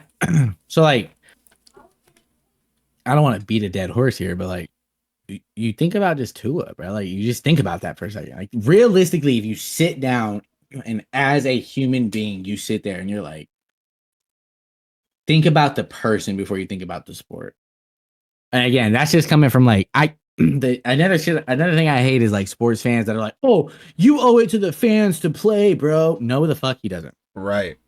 Let me let you in on a little secret here, buddy. And for anybody that is gonna ever see this that thinks this way, you're a moron. Because listen, that man's life could end the next time he gets hit in the head. Mm-hmm. Just so we're clear. 7 concussions in your life is what you're allowed before your brain starts just fucking up. 7. This man's had 4 in 5 years, including 1 in college, and he's been passed out and his hands are doing this shit every single time. Every single time. That is dangerous. That's death damn near. And his head would have hit any harder, he's dead. Right. And for me, it started like even younger, 2007. I just wanted to go and verify the year. Kevin Everett, a Buffalo Bills tight end, on kick return, got hit in his chest and literally died on the field for 2 minutes. He had a spinal cord injury and was unresponsive. His heart wasn't moving. He was unresponsive on the field for 2 minutes, and that was the end of his football career. Like, I understand that football is football, but like to a certain degree, you have to want to protect yourself. You have to. You as the person, yeah. Exactly. You know what I mean? Like Ryan Shazier. You remember him? Yeah. Could have been one of the best ever. Bro was in his 3rd year in the NFL, broke his neck, didn't walk for a year and a half. Still walks with a limp. Still can't move like he used to. And they were almost worried he would never walk again, that he would never recover from that spinal injury. Bro, Damar Hamlin. Bro died on a football field. Right. Like, we understand that, right? Like, everybody gets that. Like, I don't know if they do. This shit's way deeper than that, bro. So, like, when you see shit like the injury, like, bro, I get it. If it's a toe, an ankle, you're not going to die from that. We get it. But you got motherfuckers hurting their necks, head, spine. And everybody's like, oh, come back. Yeah. Oh, God, come back. Bro, your neck and head are the most important parts of your body. Right. You can't do shit without your double oblongata. Exactly. It's not, you just can't. It's literally like, that's not how the body works. Everything comes from here.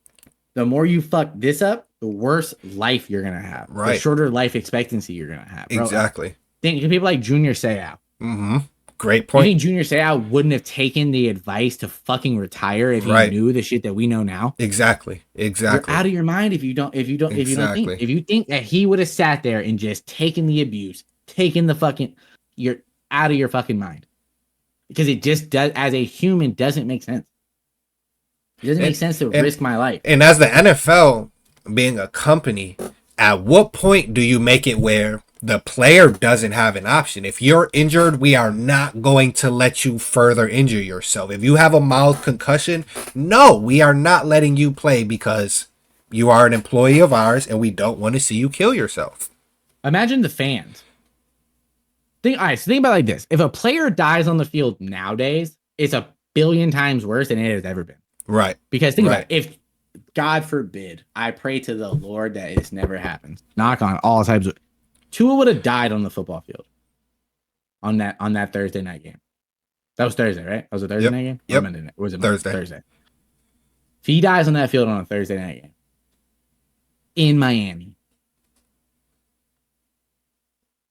in front of all those people on a live broadcasted game, it's going to be the most seen thing in the world. Mm-hmm. And out of respect for the man, you don't want that. Shit to happen, exactly. Bro. Exactly. He's going to be clipped. People are going to make stupid edits. They're going to do all the dumb shit that people on social media do that don't give a fuck about the man. Right. It's more about the man's life. The man's life, his wife, his kids, his family. Nobody wants to see their son clipped on a fucking social media TikTok page. Exactly. With a caption, "Oh, El Bozo," or some dumb shit. Right. Like, nobody wants to see that shit. Because at the end of the day, the man isn't worth that shit. Right. Right. And we're I don't all know human. I don't know Tua. We don't know Tua. Right. But we know that he's a human being. We know that he's a person, right. And you don't want to see that happen to anyone. No, I would rather not watch football. If I watch somebody die playing football, I'd probably never watch it again. Right. Right. I probably would I would not, because at the end of the day, but like, I care about people. Exactly. Like, that's just people really show who they are when it comes to shit like that. Very true. And it's just it's a weird thing, man. It's like, it's odd, and it just doesn't make sense. And I don't I see people on social media now. They're like, "Oh, Tua is sitting up 4 games, bro. My fantasy team." Nobody fucking cares. Gives any shits. Like, bro, I'm in 3 fantasy football leagues. 100% honest with you here. I had Tua on 2 of them. You know what happened when he went on the IR? I just put him in a fucking IR slot when he picked up another quarterback. It's like, get over it. I'm a Bills fan. You know what I mean? Like, die hard. You want nothing but the best for that, man. You don't want to see something like that. You don't want to see that happen to any person. Sports is aside at that point. Exactly. I'm a Raiders fan. Fuck the Dolphins. Exactly. Like, fuck the Dolphins, right? Not fuck the PU. Not fuck the men that play for them. It's not how that works, bro. It's not how life works. Life doesn't work just because they're famous and he's rich. Yeah, he doesn't give a single shit about anybody that's talking about him. Tua's never going to talk about me and Bobby ever in his life. But your morals should come before your fandom. 100%. 100%. If your morals don't come before your fandom, you have things to work on. Because if you can look there and watch them animals die, like Damar Hamlin, I don't think Damar Hamlin should ever play football again. I agree.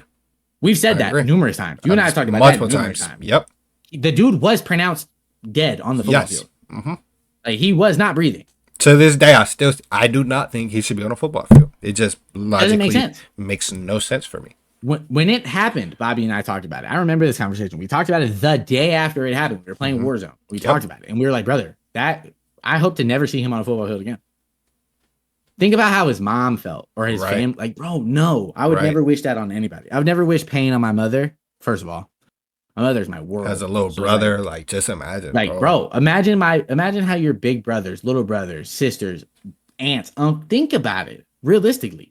That shit is scary, bro. And now every time you're on the field, that's all they're going to be able to think about. It's like, that's all that's ever talked about. That's the problem. Is they're always going to be reminded, because if your last name's Hamlin and you're related to Damar, guess what? They're going to ask you about it. They're going to mention it. It's just going to happen, and it's just an unfortunate truth.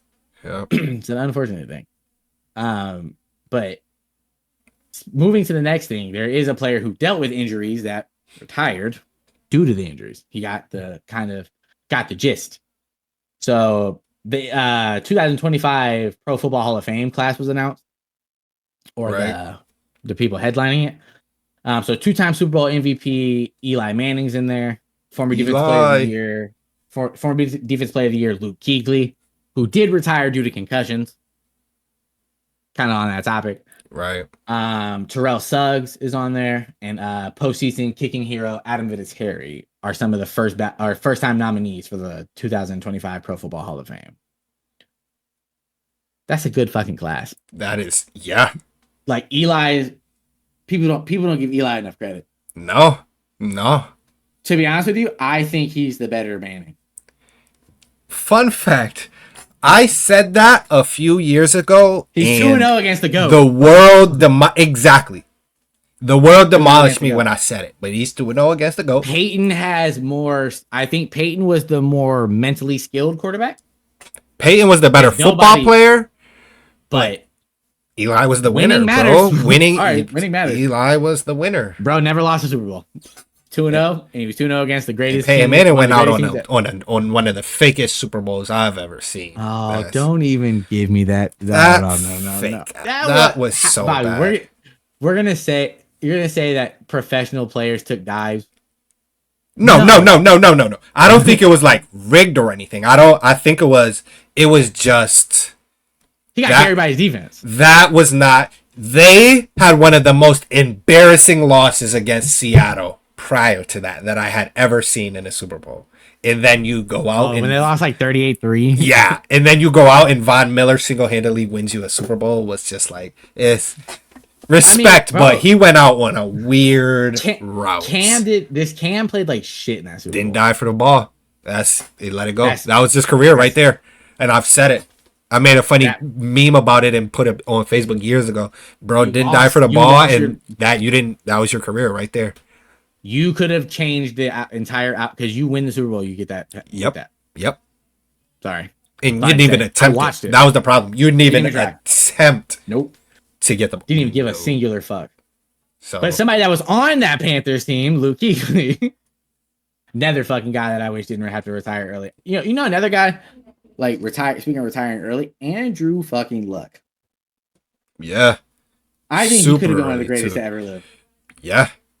Because he was on that path. He was doing Matthew Stafford shit. Yeah. I think people shit on Matthew Stafford too. A lot. Because he was in Detroit. Bro went to LA first year, got a Super Bowl. Right. Shows you he wasn't the problem in Detroit. Right. So like I think people discredit like I think like Luke Kuechly is discredited a lot. Bro had the potential to be one of the best linebackers of all time. All time. Terrell Suggs, well deserved. Adam Huge Vinatieri part of that Baltimore defense. Yeah, Adam Vinatieri definitely deserved. Against Super Bowl legend Vinatieri. Yeah, what a guy. It's a good class. Yeah. So another injury. The Chiefs that plays running back Isaiah Pacheco on injured reserve list.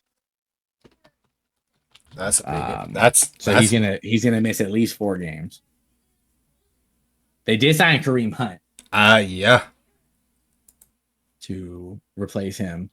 Dolphins announced they've officially placed Tua on an injured reserve list and signed quarterback Tyler Huntley off of Baltimore's practice squad.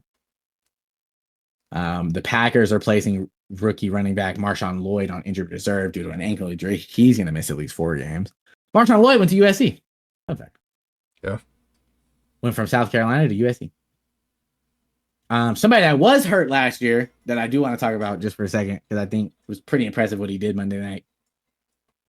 Aaron Rodgers did look impressive in his first home game with the Jets. He had 2 touchdowns, 299 total yards, and he was 27 for 35. And Rodgers, as much as it kills me to say it, looked really good. Really good, yeah. Jets offense looked pretty good. Breece Hall, like they looked fair. I put a bet slip out. I put a bet slip out that I thought was going to win. And I was only one thing off from winning. And it was funny because one of my boys called me out about it. He was like, I thought you were going to be right about that. And I was like, I did too. So the slip I had out was Breece Hall touchdown, Hunter Henry touchdown. Hunter Henry plays for the Patriots. Jacoby Brissett's a bum. Right. Bro's a fucking bum. Yeah. And so if Hunter Henry would have got a touchdown, we'd have been sitting on like $75 for a $5 bet. Fucking Hunter Henry, man. New England's downfall is starting to be studied. Yeah. So Aaron Rodgers looked good, but then I put that in front of this to say he's not one of the top 10 highest paid quarterbacks in the league. Should he be? Yeah. I think so. We're gonna go down the list. I'm gonna say who he's better than. I think every time we pass one. So I have their names and their averages per year. Mm-hmm. So Dak Prescott's the highest paid quarterback in the league at $60 million. Aaron Rodgers is better than him. Easily. Put Aaron Rodgers on the Cowboys team. Cowboys team is one of the best teams in the NFC. Cowboys go to the Super Bowl. Cowboys actually go. Trevor Lawrence, $55 million. I would take Aaron Rodgers over Trevor Lawrence right now. Yes. Not as big Joe as a Burrow, gap as the Dak one, but yes. No. Joe Burrow, $55 million. That's a toss-up for me. I'm taking Burrow. That wrist injury looks a lot worse than it was. Than it is, yeah. Jordan Love, $55 million. That's not even a fucking question. It's Aaron Rodgers over him. It's not even close. It's not close. No, fuck no. You think Jordan Love deserves to be the fourth highest paid? He was the first. He's the richest contract in the world. Listen. I don't think his contract is where he doesn't deserve to be a fourth highest paid quarterback. But with his age, that is my argument for taking him over Aaron. How long do you have Aaron Rodgers? You are in a win now window, and that's it. It's a LeBron James situation. I don't give a figgity fuck. You put him in on a winning team. He's going to the fucking. You have a chance to win a Super Bowl. I'm telling you right now. I would pay 42-year-old Tom Brady $55 million before I pay Jordan Love $55 million. Well, Tom Brady's a tough argument, but I don't. I would pay fucking Drew Brees right now $55 million. No, I swear to God, Jordan Love is a fucking scrub, Bobby. Jordan Love is not a scrub. He's not elite, but he's not a scrub. My argument, top 10 quarterback. No, he's not. My argument is Aaron Rodgers' age. Maybe. Yes, he is. He is. Not maybe. Yes. So the conversation we just had about LeBron James is this is the same exact conversation. I don't give a single shit how old Aaron Rodgers is. Aaron Rodgers does not make your team a Super Bowl contender automatically. Yes, he does. He didn't do it in Green Bay, and no, I don't think he is. I think Aaron Rodgers is one of the most overrated QBs. No doubt, but he's better than Jordan Love. He is. What the fuck is Jordan Love's contract? He's young. Horrible. All 10 of these contracts, I take that back. 9 of these contracts are terrible. Joe Burrow at least went to a Super Bowl, but it's still not a good contract. Tua, I say Tua's is okay. 53.1. So fuck no. For what? For losing shit? Jared Goff's the most realistic contract on here. Give me Jordan Love 10 days a week, Bobby, before Tua. No, you're being a hater. No, Tua is not healthy, and he doesn't win, brother. He doesn't win. He's never won the division. He doesn't win. Jordan, no. He's 1-11 against Buffalo, brother. He sucks. What? Jordan Love's won 5 games in his career. Give me Jordan Love. This may be a good argument for TikTok. I'm taking Jordan Love over Tua. You're not serious. You're not serious. Easily. No, you're not. No, you're easily. Not. Bobby, you say Andrew, Jordan Love in his second fucking year, first game, bruises his ACL out 5 weeks. Yeah. You're He's right. gonna be out the same amount of time Tua is with a concussion. For real. Jordan Love, great year last year. I gotta see it again. And right now, respectfully, I haven't seen shit but an injury. We also have not to discredit Tua, but you also have Tyreek Hill, Jalen Waddle, Raheem Mostert against That's not fucking his fault that his team does putting things Romeo Dobbs. Like, he has no weapons. Again, that's the organization's fault. Same shit Aaron Rodgers went through. That's the organization's fault. But yeah, it's Green Bay. Not if you throw Tua on a different roster, Tua's not even the starting quarterback. Tua is not the starting quarterback on fucking probably 25 NFL teams. No fucking way. Literally. No way. There you go. I don't have Tua in my top 25 quarterbacks in the NFL. Right off the top of my head. I don't even need to think. I think Tua is that bad, honestly. I honestly think Tua is that bad. That's great. That's in division hater right there. It's honesty though. That's in division hater. Because Aaron Rodgers, Aaron Rodgers is Justin elite. Herbert sucks. I think Justin No, Herbert. I take Justin Herbert is Aaron the Rodgers most over him. overrated quarterback in the NFL right now. I would take Aaron Rodgers over everybody left on this list except for Lamar. So we're gonna go. Tua, Order. yes. So Jared Goff makes 53 million. I would pay him 53 million, no problem. He got to the NFC Championship game. I think all of these contracts, Jordan Love, right, are really bad contracts, but you have to. You have to, right? Yeah, he's done more than everybody in front of him combined.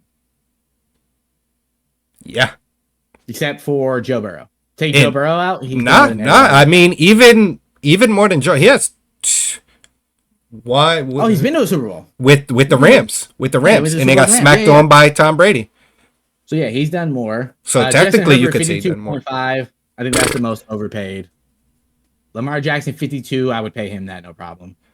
You have no choice. Jalen Hurts 51 is way over. I think Jalen Hurts is third most overrated quarterback in the NFL. And then I like Kyler Murray a lot as a person, so I'm not going to discredit that contract because from 51 to 46, that's kind of a crazy jump. The Kyler Murray contract is fair only because that is your player on the organization. Like you don't have. You're not paying anybody else. Right. You now have Maserati, but he's on a rookie deal. You don't have to pay anybody else money. Marv looked so good in week 2. Yeah, not in week 1. 131, 4 receptions, 131 yards, 2 tuds. Crazy word. Yeah. But like, yeah, I don't. My thing is, bro, like you have to pay the quarterback. Like you just have to. Unfortunately, you do. You got to pay him because you can't win a Super Bowl without a quarterback. The game's changed. The game has changed. Nick Foles won a Super Bowl, and that's one of the rare. That man's nickname is Big Dick Nick. Right. Nobody, come on, for man. One game, brother. People in Philly call him Big Dick Nick. He said he goes to restaurants and people are like, "Yo, Big Dick Nick," and it's like he's like, "Bro, leave me alone." I won a Super Bowl, but like, he said that shit in an interview I watched. He was like, "Bro, I get called that more than I get called Nick Foles." That is funny. Like, bro, you won a Super Bowl for a city that hadn't won in forever and a day, bro. Like, you did your thing. To the top 10 highest paid quarterbacks, how do we feel about neither the number 1 quarterback in the league or the number 2, maybe biased opinion, but the number 2 quarterback in the league not being in there? Patrick Mahomes is only not in it because he restructured his deal. Right. Same thing with Josh Allen. Right. Josh Allen restructured his deal. But even if they don't, they fall in at 8 and 9. They would fall in around the 50 million range. I would pay both of them 70. Yeah. Truthfully. I mean, because you have a chance to get. I would pay Josh a little less just because Patrick has a little more success. So I'd pay like 65, 70. $5 million difference for the 3 Super Bowls. I think it's fair. Yeah. I think Josh should be paid a little bit less than Patrick Mahomes just because of the winning. But other than that, no, they're the highest 2 paid in my book, no matter what. Right. No matter, just like I think Justin Jefferson should be the highest paid receiver in football, and it should be close. I agree. Just like the highest paid running back should be Alvin Kamara. That man has single-handedly put the Saints on his fucking back this year. Alvin Kamara is one of the most disrespected players in the league. Leading their team in receiving, rushing, and total touchdowns. Yep. No, you're not fucking with me on that. Alvin Kamara he should be the highest paid running back. CMC is great, but availability is the best ability. If I'm not mistaken, Alvin Kamara is in contract year too. This is last year of his deal. Oh yeah, somebody's going to pay him. If the Saints don't, somebody's gonna. And they're gonna let him walk just because of his age. They're gonna let him walk. I'm gonna let you know this right now. The Raiders are going to give that man whatever he wants. They are. I was saying this had to be 2 years ago because this was before we drafted James Cook. I was saying the Bills should have been targeting Alvin Kamara when we were having that running back problem. Mm-hmm. That would have been a perfect running back for Josh Allen. But James Cook is just, bro's different. I like Cook. I like James Cook. Ray Davis is good. Yeah.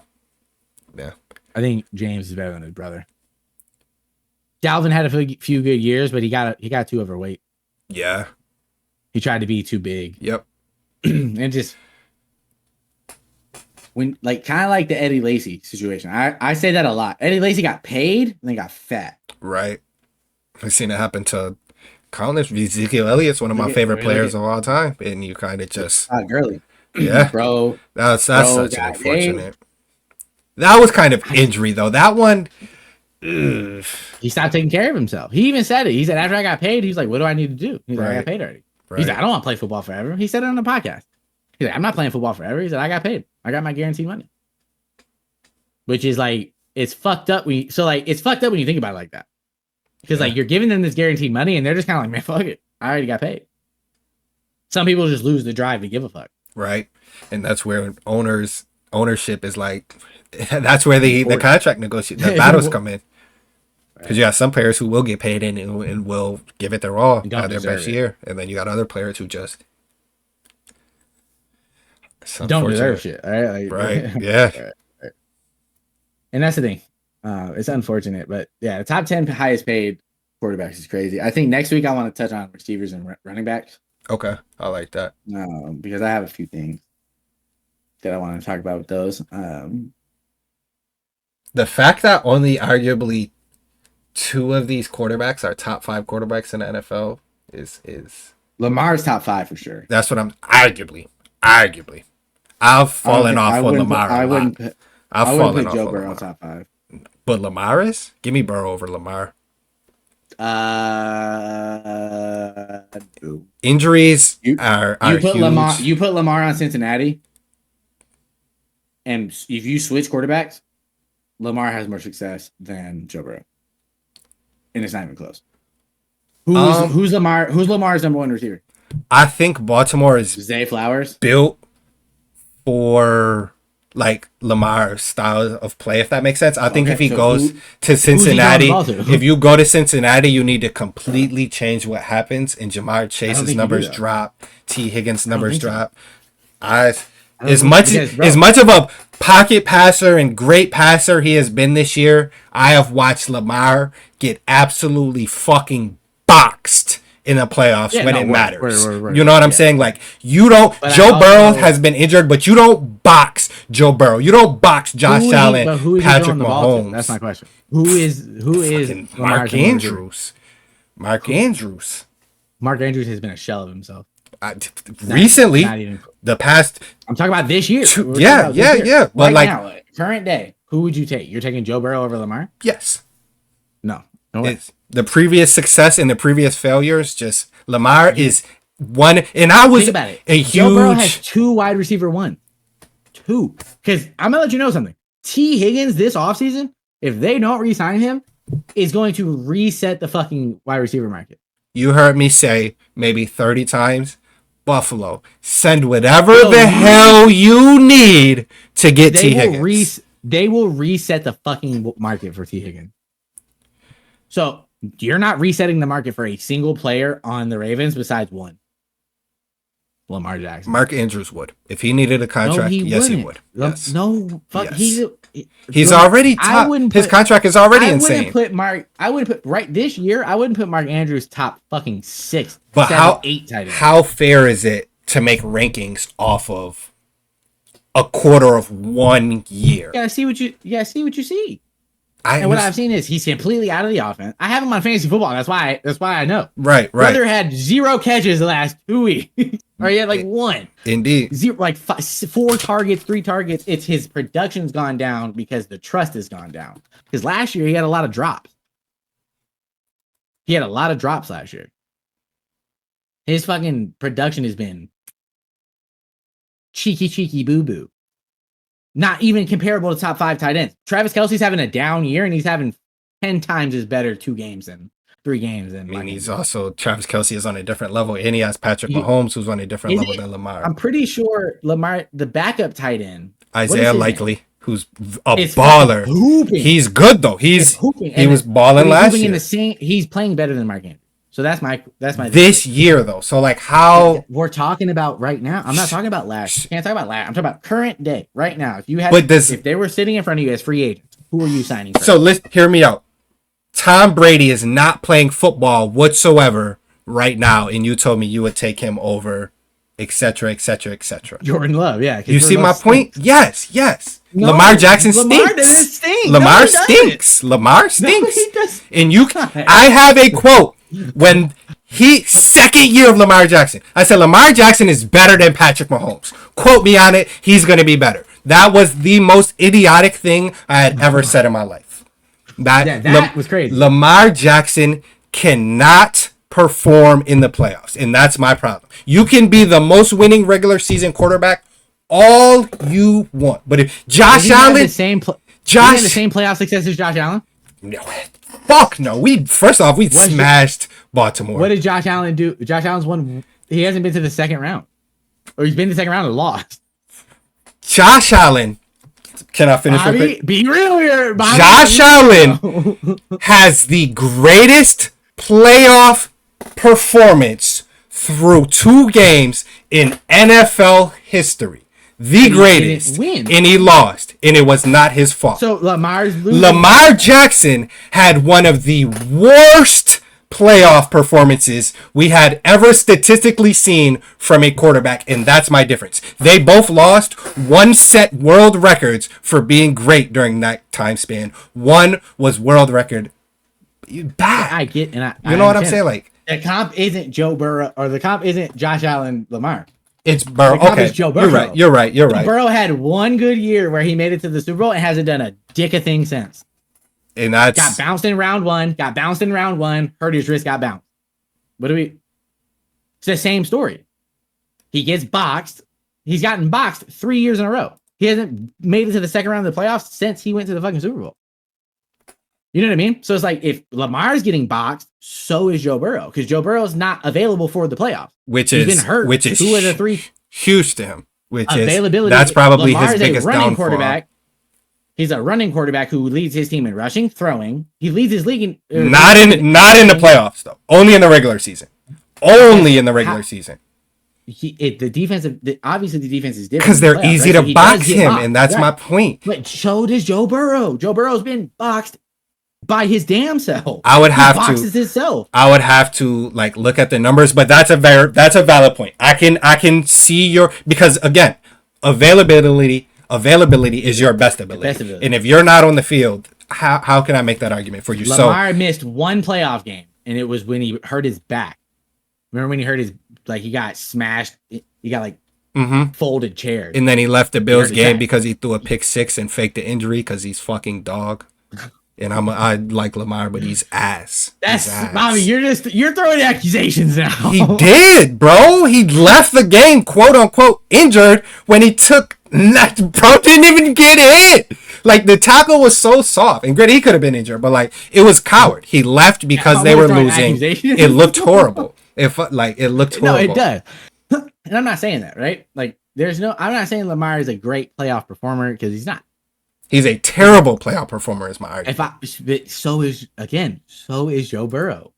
Joe Burrow he hasn't fucking played in the playoffs since.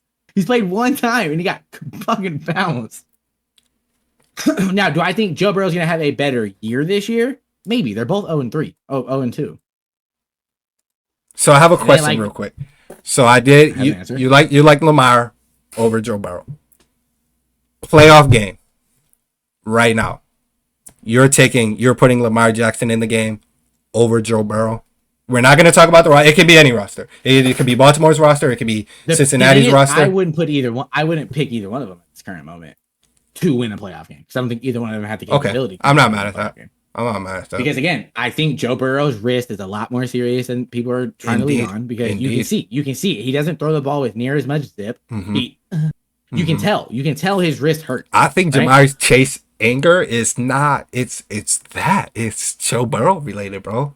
It's not. He wanted to be with Joe Burrow. Yeah, he wants to be with Joe Burrow. That's his dog. He wants that to be his quarterback, and he knows, bro. Playing. He knows. That's what I'm saying. Yeah. So that's my point. Is I don't trust Joe Burrow's wrist in a cold situation in the playoff, because no matter what, he's in the NFC. He's in the NFC. Pittsburgh's cold. Baltimore's cold. Cincinnati's cold. Cleveland's cold.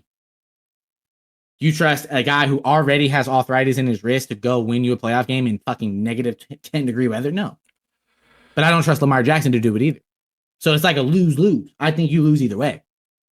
But if I had to pick a person that I would rather, I'd rather go put Lamar Jackson because I know he's not gonna not be able to throw the ball. Like I don't think Joe Burrow can throw the ball in cold. That's my problem. Like I get what you're saying. Joe Burrow can throw the ball. He can't throw the football. Lamar Jackson cannot throw the football in the playoffs. He cannot throw the football. I think he has a better chance of doing it than Joe Burrow at this current state. Again, I'm not speaking of past because Joe Burrow's had a better past playoff run. Right. Current day with injuries, everything in stone. I think Joe Burrow's wrist holds him back a little bit. More than anything you can say about Lamar. I can't argue that. I can't argue that at all. I cannot. Injuries, I think, are a thing. And I think Joe Burrow being hurt he has 2 ACL tears, a wrist. I just think the cold weather affects him more. Personally. I'm not mad at that argument. And again, I'm not saying Lamar sucks. Or I'm not saying Joe Burrow sucks. I think they're both top 12. Top 10. Top 10 easy. I'd give them. I would say they're like 9-10. Right. Personally. Right. They're the back end of it for me. Just because, again, winning matters. Success matters. So who you're putting Lamar in the game? I mean, you're putting Joe Burrow in, right? Yeah, I'm going Burrow. Yeah, I mean, again, I'm not mad at that. Like, I think you'd lose either way. I can't argue that. I think because like you're playing Kansas City, you lose. Yeah, you're playing. I say you even lose to Jacksonville in a playoff game. I would trust Trevor Lawrence over both of them in a playoff game. Currently, right now. If I get to pick the roster they're on, that's tough. Like, are we just switching rosters, or like that's the question? Because if you're just slapping Trevor Lawrence in the middle of Cincinnati, he's throwing for 300. No, we're throwing him in Buffalo with 0 weapons. We're throwing them all, or Baltimore with Rashad Bateman and Zay Flowers. I still think he throws for 270 and 3 tuds. With that injury conversation we just had, that makes it tough. But I almost still like Burrow over T-Law too. I think T-Law just has. I think he's taller. He's bigger. He can handle more pressure in the cold. That's my problem with T-Law is he's not an elite mind. He's an elite talent, but he's not an elite mind.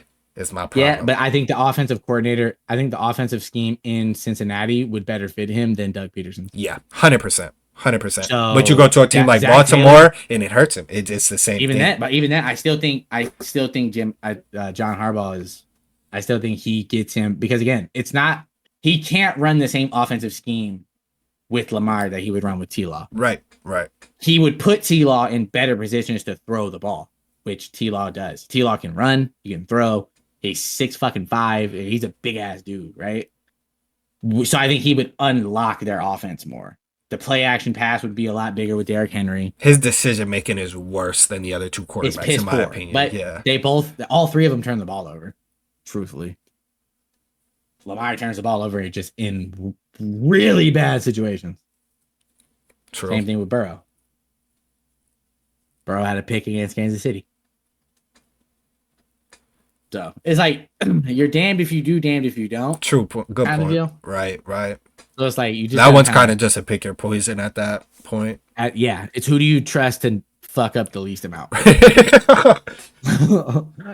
Oh boy, you want the truth about it? That's what it is. Boy, who's gonna fuck up the least amount? Right. Like I'm gonna tell you right now, I would pick all 3 of them over Dak Prescott, and I wouldn't second guess it. I'm taking all 3 of them over Dak. I'm taking them over Jordan Love. I'm taking them over Tua. I'll tell you right now, Jordan Love's not top 20 for me. Jordan Love. I'm at Jared Goff. I probably take over all of them. Not over Joe Burrow, but over the other 2, I probably do. No fucking way. You're serious. I'm a fan of Burrow. I think he has the injuries are going to kill him. The glaze is what you're doing, young man. You're holding on to that shit. His mind is there, bro. He has the mental that a lot of these other quarterbacks don't Jared have. Goff, brother, I'm going to let you know. Jared Goff has done more with less. Jared Goff is a product of the system.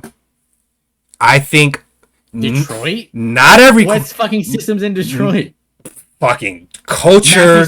Absolute dogs. Matthew Stafford's a far better quarterback and didn't do what Jared Goff's done. Who is the best After Megatron, because Megatron is fucking elite. Who was he throwing the ball to? He was throwing the ball to Nate Burleson. He was throwing the ball to... Who is Jared Goff throwing the ball to? Amon-Ra St. Brown, bro. Jameer Gibbs. Hold on. You just said take Megatron out, so take Amon-Ra out. If you're taking wide receiver 1 out, take Amon-Ra out. Jameson Williams has been all right. Jameer Gibbs, and then Jameer Gibbs is a running back. Coaching, but he can catch out the backfield. And then coaching. Yeah, but he's a running back. The coaching is different. The coaching. Dan Campbell's just that guy. Yeah, I think it's close, but Zach Taylor has a better mind than Dan Campbell, and does less with the offensively. Yes, offensively, yes. Defensively, arguable. You give Dan Campbell that same roster, but with Jared Goff, right? You just swap skill positions, line, everything. They go to the Super Bowl. They win the Super Bowl because the offensive coordinator is going to. I don't think. Are we talking about Zach Taylor or Dan Campbell? Dan Campbell. Yes. So if Cincinnati rosters go, the Lions would go to the Super Bowl and win because the offensive coordinator there would. I don't think Zach Taylor unlocked Jamar Chase enough. Exactly. I don't think he used to. That shit's gone. I don't know what happened. I don't understand. Gone. He doesn't unlock his receivers like they used to. I think Jared Goff would dot people the fuck. Because Jared Goff, people want to talk about, Jared Goff is not a... Jared Goff led the league in deep touchdowns last year. Yep. Just so we're clear. Yep. The guy has a fucking cannon. But he went to Cal Berkeley. The kid's pretty fucking smart. Yeah. Like, he went to Cal. To get into Cal, you got to have a 4.2 GPA. Mm-hmm. So to play for Cal Berkeley, you got to be a smart guy. He diagnoses the game. I think Jared Goff's... And that's kind of... top 5 for me. That's kind of what I'm saying with Burrow. That's my thing for Burrow. Like, he can actually dissect the game. Now, is his decision-making always the greatest? No, but that's what, like, separates him from T-Law or Lamar for me. Because Lamar is pure talent. Lamar goes on the football field, and I feel like he obviously, I know his brain is a lot deeper than what I'm giving him credit for. He's a fucking NFL quarterback. Ooh. So Lamar. Lamar. It just how he plays football for Lamar is fair. It doesn't look like he really studies or knows the defense. Like, it's all athleticism type of thing. That's what I compare it to. Somebody like Shannon Brown. Remember that name from the NBA? Yep, great point. That motherfucker could fly through the air, could shoot the ball. Studied hoops. Exactly. Yep. He just studied hoops. If he would have just been a student of the game, Shannon Brown would have been one of the greatest athletes to ever touch NBA basketball court. Indeed. So I saw a brother block a shot with his chest one time. So to go further on that, how much is Lamar's stale point, I guess you could say, due to coaching? Is it him or is it coaching? Because with a player of that skill set, how do you not force that player to I'm gonna make a bold elevate their game? I'm gonna make a bold statement. Real bold. The Ravens are gonna lose in the playoffs again. Yes. Tua's gonna retire. Yes. The Dolphins are gonna go get Lamar Jackson. I said that before he signed the contract. We talked about that last year. He's from Florida. He's from the close to Miami. He's gonna go there, and the Dolphins will win that division. And they'll be the best team in the fucking NFL. If the Bills don't get because I love Keon Coleman. He's not a wide receiver 1 right now. No. He needs time. He needs time. Yeah. He needs time to adjust to the speed of the NFL. He needs a mentor, and he doesn't have that currently. So it's like, they get Lamar, they're winning. I think they win a chip. Because Mike McDaniels would unlock very much. Or Tua. Lamar. He would unlock Lamar and it doesn't matter what you do on defense because you're not scoring more points than the team. You'd have the fastest NFL roster to ever fucking exist. And you already do. And then you just throw that. Yeah. So that would be the scariest offense in NFL history. So plug and play. I think Lamar is the most plug and play ready quarterback that is going to hit the open market. I don't. Well, that hits the market maybe, but who's going to hit the market besides him? Miami, I take that back, because if we're talking players hitting the open market, then yes, but strictly plug and play, gonna hit the open there's only certain systems he can fit into, and Miami being one of them. I think that who else is going to hit the market? Right. You know what I mean? That's even close to worth. That's elite. Right. Right. Yeah, not that's elite. Like, because I think Lamar is not going to stay and waste his time in Baltimore. No. It's just not going to happen. No way. So it's like you got to think about it from a longevity standpoint. I think it would make more sense for him to go to Miami. Right. Truthfully. Yeah, that would be more so, I think, the move. But so we're gonna move to college football now. There's a couple of things. So we're gonna do the same thing as last week. So for this week, I want to give our Heisman Trophy pick through 3 weeks. So I don't know if you've read this in the notes, but favorite game of the week. Cliche, but it has to be the USC game. Like it's a huge game, probably the biggest game of the week. How do you? I don't understand why people aren't talking about it. You know what I'm saying? Like USC, Michigan. Like this is. Granted, Michigan is 1-1 or 2-1, so their only loss was to the number 1 team in the country, right? The Texas Longhorns. Yep. I'm not gonna be a homer and say that. I was thinking about it. I'm not gonna be a homer because obviously it's fight on till I'm dead. You see the fight on there. You see it on my shirt. It's tatted on me twice. It's just what I do, right? I'm not gonna be cliche and say that. I think the best game that we're gonna have this week is gonna be Utah Oklahoma State. Fun fact of the day. This is not in my crazy stats of the day. It's just a fun one that I came across. Cam Rising and the quarterback from Oklahoma State, when they entered college, CJ Stroud and Anthony Richardson were juniors in high school, and now they're in their second year in the league, and they're seniors in college. What the hell? They're both 25. One's 25, one's 26. Oh wow, they got a combined age of like 52, 51. That's actually kind of insane. Yeah, it is nuts. I think that's the biggest game of the week, though. Besides SC and Michigan, Tennessee at Oklahoma could be actually another really. I like Tennessee's offense because Tennessee's offense, Nico looks good, and Oklahoma Nico does look good. Has a defense this USC year. First, yeah, I like him a lot. I watched him like coming out of high school. Watched clips and videos of him coming out of high school. I liked Nico. Yeah, Nico's nice. That game's nice. That's another game. There's a lot of good ones. That's actually, I don't know how big of an upset it is, but probably shouldn't be skipping forward. That's my upset of the week. Is Oklahoma upsetting Tennessee. So number 15. Fun fact. My upset of the week, and I don't even know if it counts as an upset, but I think Buffalo beats Northern Illinois. That's going to be a good one. Northern Illinois is ranked 23 and they're undefeated. But Buffalo's off to their best start in the last 5 years. Yes, sir. They're 2-1. Yes, sir. So I'm gonna go ahead and Quez Marksdale has been balling. I'm gonna take a page out of your book here. You took my favorite team to win. I'm gonna take your favorite team to be the biggest upset of the week. I like that. I think they knocked Northern Illinois off at Northern Illinois. Northern Illinois is favored by 12. So it's gonna be a good one. So those are upsets of the week and our favorite games of the week. We will do so. Go ahead and give me your Heisman Trophy winner thus far, and then we're gonna end with picking our games right before games start. My Heisman Trophy winner, being a little biased, is Boise State running back. I like that guy. I'm trying to think of his first name. I can't remember how to pronounce it, but his last name is like Jeffrey. Come on.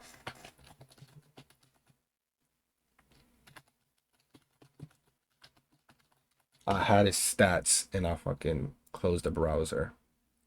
Ashton Gentry. Yep, Ashton Gentry is fucking nuts, bro.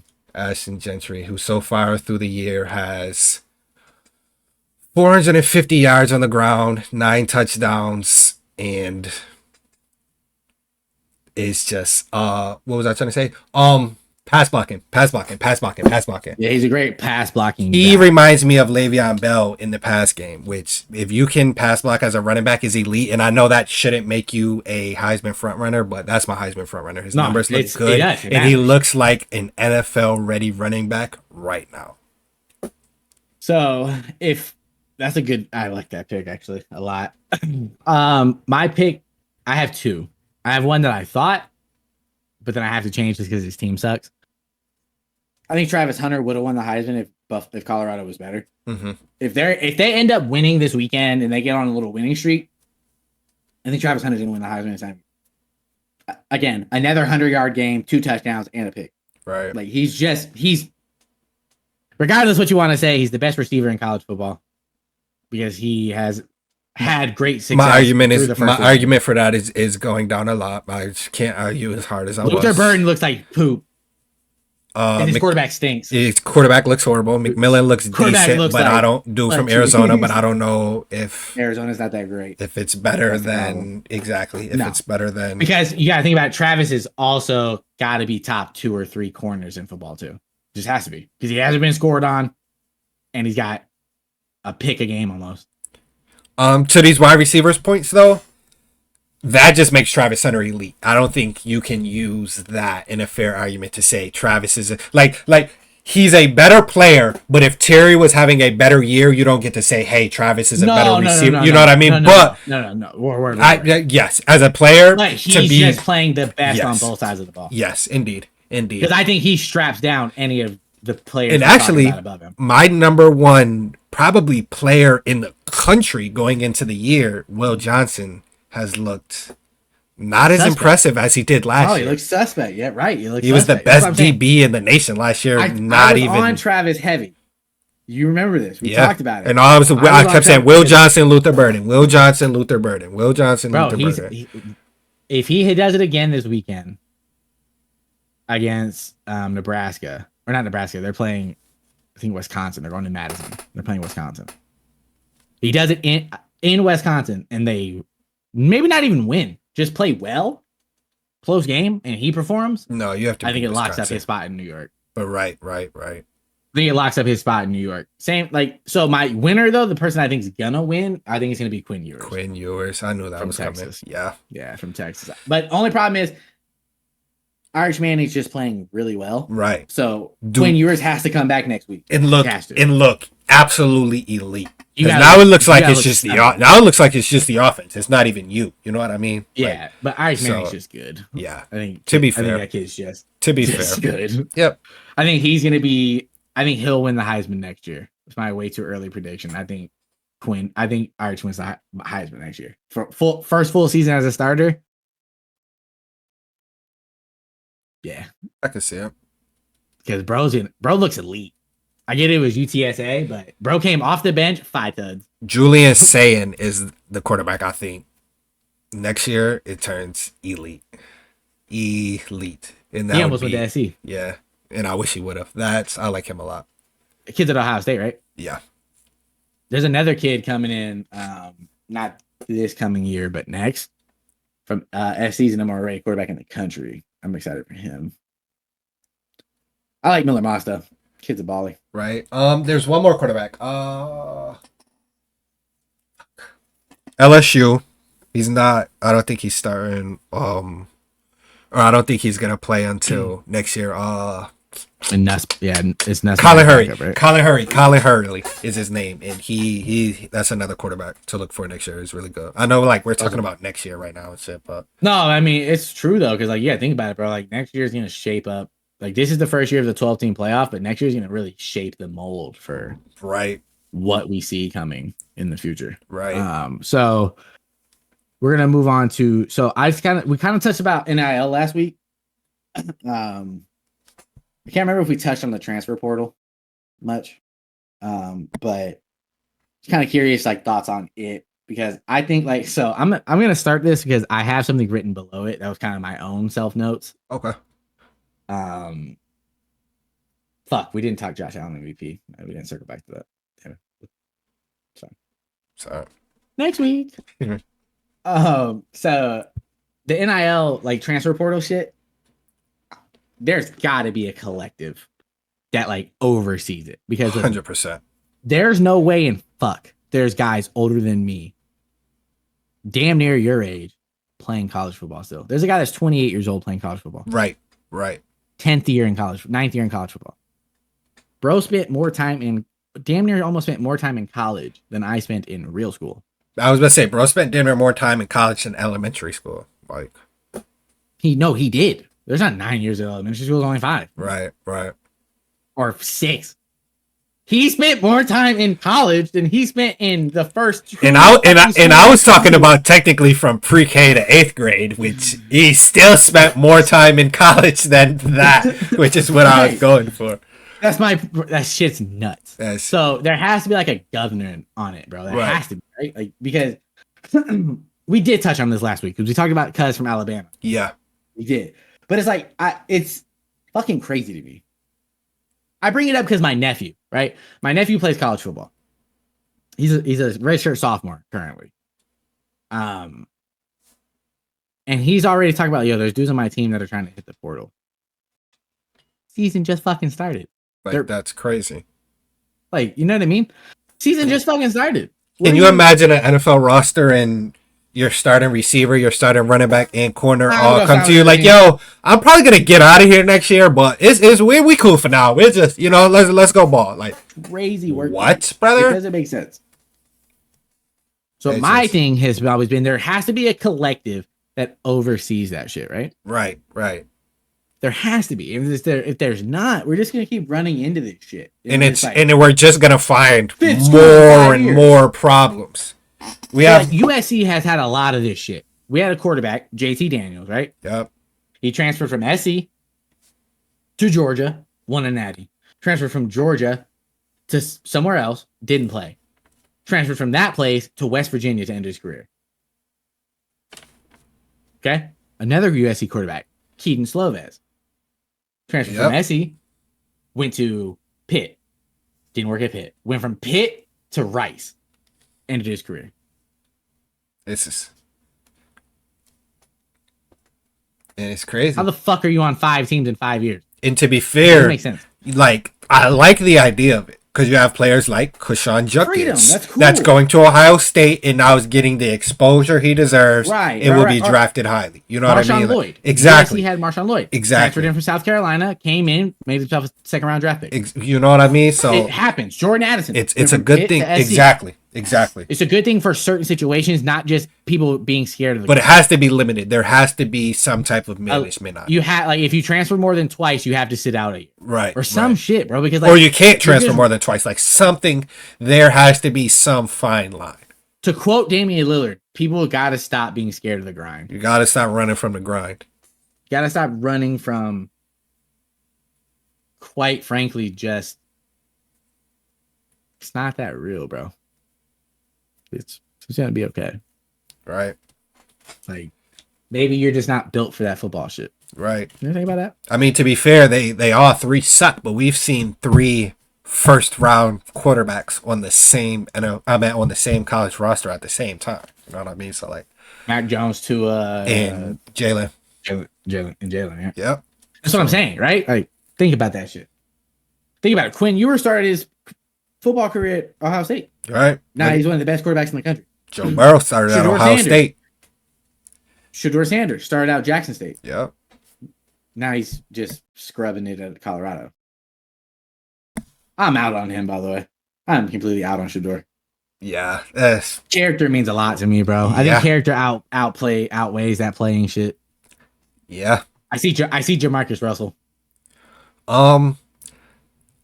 Who would be a good comparison for him? Because, like, Jamarcus Russell just didn't want to work. That was his problem at all. And I don't think Shedeur does either. I think he will work once he gets to the NFL level because he'll realize, like, yo, these players are a million times better than me. But at that point, it's too late. You need to develop that attitude. Exactly. You need to develop that attitude from the early. Honestly, I think his dad hurts him more than helps.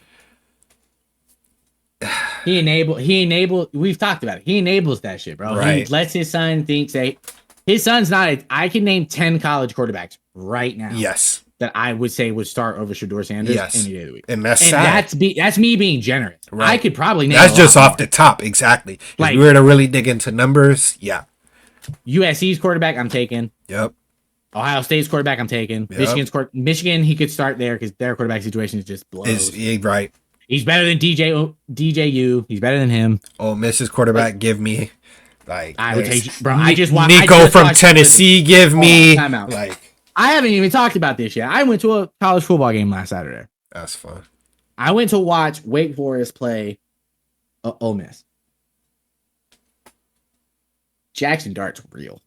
Like I watched that shit in person. That boy throws that darts. Motherfucker is real, bro. Yeah. Like the swag he plays with, his helmet popped off after he scored a touchdown. And he just got up, started flexing and shit, and you just felt like the energy gets sucked out of the building.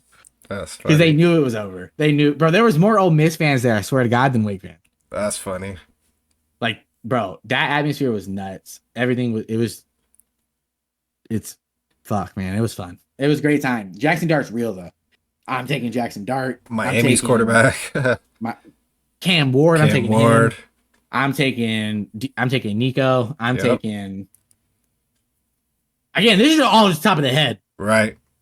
I'm taking Quinn, Arch. Both Texas quarterbacks. Yeah.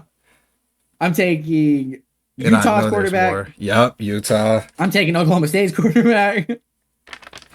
I'd probably take Cade Klubnik over him, dude from Clemson. I'd take Cade too. I might take DJU in the right offense. No, that's crazy. But the fact that it's even crazy. An argument is like that was crazy. The DJU was crazy. But like, like real talk. Like I think his dad enables that. Because like his dad was cocky. His dad had every skill to back it up. And that's the difference. His dad's also the only player to ever play in a World Series and a Super Bowl. Right. So like your dad was different than you are. Certified GOAT status. Like just certified guy. Just like certified you talk about Deion Sanders, you better put respect on that man. It's just bro's name was Prime Time, so he's a subpar football coach. Right. I think he's kind of getting exposed this year. Because you can't have a team of 47 transfers and still suck. Like you're 2-1. That's fair. Like you beat North Dakota State, you beat Colorado State. Games you should have won. Right. That's like USC being like, bro, we're 2-0. Yeah, we beat LSU, then we beat fucking Utah State 48-0. Right. That don't mean shit for shit. Just being honest. Same with Ohio State. They haven't even played a fucking close to. They're playing Marshall. School. Matter of fact, speaking of. Getting off the Heisman topic, because we both got our picks in there. We're gonna go to top 25 games to end the day. Okay. It was a 2.5. It ended up being like a 2 hour and 45-minute show, which is great. It's awesome. We still haven't put the first one up on YouTube yet because this week's just been kind of crazy. I'm making Bobby take responsibility of that. That's on me. Because his computer is better than mine, and I think he can upload it at a better quality than I can. So yes. For the people, we're gonna work on that today. Actually, I'm gonna get Bobby set up on the YouTube account so he can just post videos, and then we'll probably just post both back to back. Yep. So that way everybody can just go back and watch it. It's been fun. We've had a lot of fun doing it. We've had a lot of fun planning it. Bobby's, like you said, Bobby and I just kind of both had a down week, unfortunately, at the same time.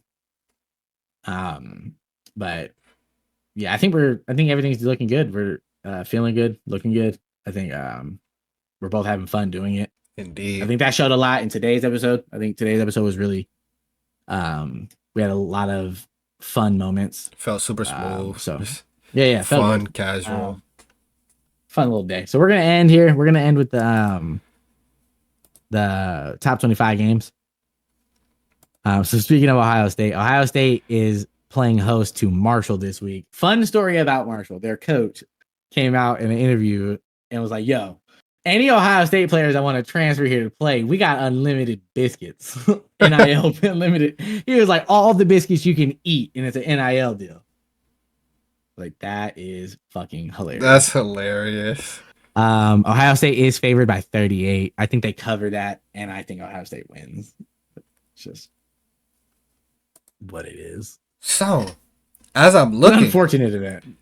This should have probably been in the conversation for upset of the week. North Carolina State playing Clemson. North Carolina State has won the last 2 of 3 against Clemson. They haven't won in Clemson I was just gonna get to that, but they haven't won in Clemson. Who are you taking, Marshall or Ohio State? Oh, I'm taking Ohio State. Okay, word. I'm taking Are they covering the spread? Do you think 39.5? Yeah. Or 38.5? Yeah. Okay, word. All right. Marshall King. So NC State, Clemson. Clemson's favored by 17.5 at Clemson. Oh, that's a tough This one. is Clemson's second game, third game. This is NC State's fourth. Right. Is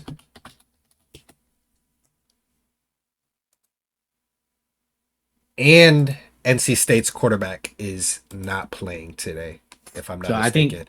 I think Clemson. I'm gonna take Clemson. I think Yeah. Clemson covers the 17. I think Yeah. it's a touchdown game. I didn't make sure, but yeah, they have Grayson McCall starting. He's a transfer from Coastal Carolina. Yeah. I saw him play in person one time too. Yeah. I watched him play. I was down at the beach and I watched him play UNC Wilmington. Oh, that's dope. It was a fun time. Iowa State, Arkansas State. Iowa State is favored by 20.5. I don't think they cover, but I think Iowa State wins. I don't think they cover that spread. It's a little closer then. Iowa State is one of the lower tier top 25 ranked teams, so I could agree with that. I don't think Arkansas State put up a good game last week against Michigan. Yep. So I think they're gonna roll off that, and I think they don't win. Maybe Arkansas State doesn't win, but I think they make it a fair game. I'd agree. Yeah, I think it's a touchdown game. Right. 10 points. But Iowa State inevitably wins, I think, at the end. Yeah. So you put out a tweet about this game, and I kind of want you to dissect your tweet. Because Kent State at Penn State. The spread is 49.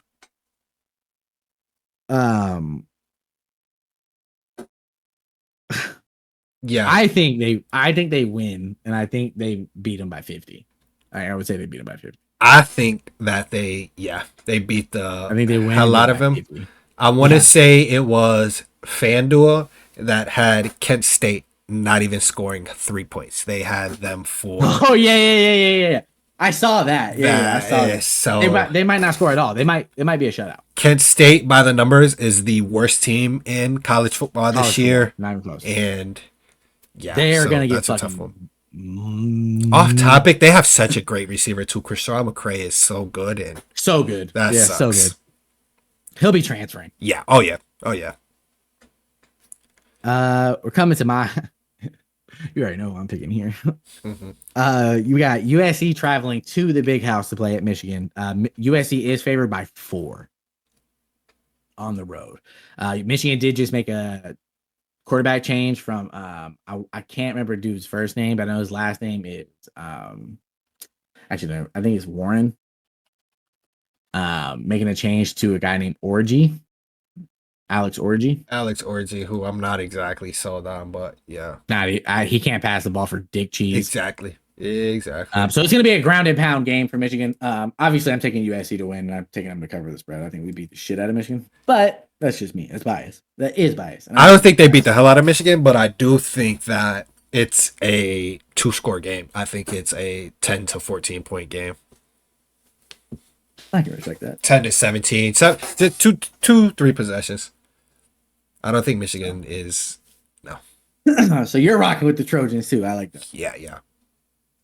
So you got the bitch ass UCLA Bruins. Fuck UCLA, by the way. Against LSU. LSU is favored by 21. Ooh. LSU wins and covers. UCLA. Well, I'm gonna say fuck UCLA regardless. It doesn't matter. But LSU wins and covers. I need them to at least. LSU looks pretty good. I'm not mad at LSU. They don't look elite, but they look pretty good. I haven't watched UCLA play this year yet. I haven't seen UCLA play, if I'm being completely honest. They always suck. Who cares? Who cares about UCLA? You know what I mean? Their coach didn't even give a fuck enough about him to stay. He took a step down to be offensive coordinator. Nah, word. Shows how prestigious your fucking school is. You're a basketball school. You know, we I know you don't know much about us, but we play football, and yeah, like I don't know. I know you don't think it, but we totally play football, and we practice. Name one good football player that came from UCLA. Like what, brother? I'll wait. I will wait. Matter of fact, I'll wait for you to Google it. All right, Chai, here we go. Tell me the last one that was good, that has made a difference on any NFL team. The kid that came out this year doesn't count. Because he's a rookie. He's going to be pretty good. Like, who's the greatest UCLA player to ever play in the NFL?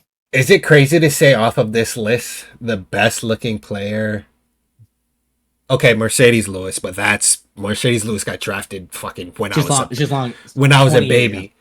I was 5 years old when Zach Mercedes Lewis was Charbonnet, Who backup is that? running back for Seattle. So he's a backup. Backup? So yeah, that kind of explains that. Just no. So fuck UCLA. Like I said, Fair pick, but yeah, that's nothing. fuck UCLA. Like I said, taking a hard one. I ain't mad at that. So I'm taking LSU by fucking 30. I do think LSU wins. Again, I haven't really watched too much UCLA, so I don't want to like really give too much opinions on a team that I'm not knowledgeable on, if that makes any sense. But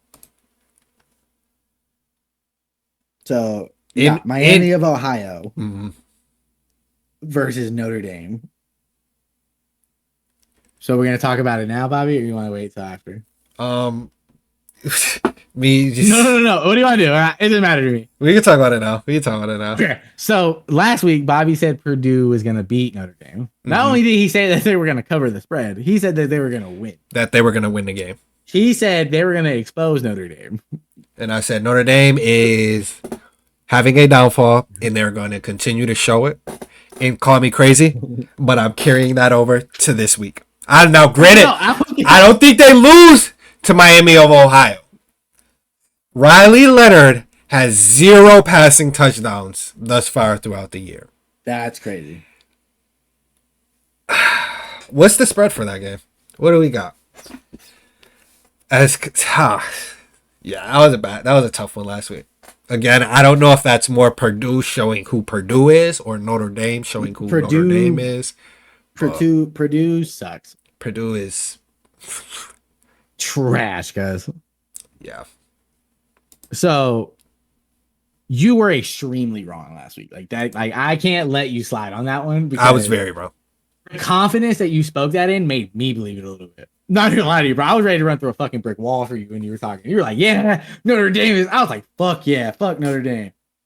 And then they beat the shit out of. Like I'm about. They beat the fuck out of Purdue. And Miami of Ohio offense sucks. So 1, 2, 3. Miami of Ohio defense hold up. Miami of Ohio has the 3rd lowest point per game in the nation. Yeah, I think they beat them by 50. I think they beat them like 50-0. Unfortunate truth, yeah. Notre Dame smashes Miami. As much as I don't want it to happen, and I think Notre Dame is a bad team, this is not the team. They do stink. No doubt, but I thought Purdue sold me. They sold you hard. Purdue sold me because I was wrong as fuck too. Hold on, let me not act like Bobby was the only one wrong. I said Oregon State was going to beat Oregon, and they got the house put on them. Yeah, they got beat by 40. So we were both just epically wrong in our upsets of the week last week. I do know that for a fact. I do have to fact check how wrong we were with top 25. I think we did pretty good, besides the ones that we said that were going to be upsets. Right. So you got 3-1 Georgia Tech traveling to 2-0 19th ranked Louisville. Louisville's favored by 9. I think Georgia Tech wins. Oh, you like Georgia Tech in that one? Yeah, outright. I think outright they win. Their offense looks pretty good. Georgia Tech's offense is indeed it's not bad. You're right about that. I'm trying to think of their quarterback's name. Their quarterback has been balling. He's been playing pretty fair.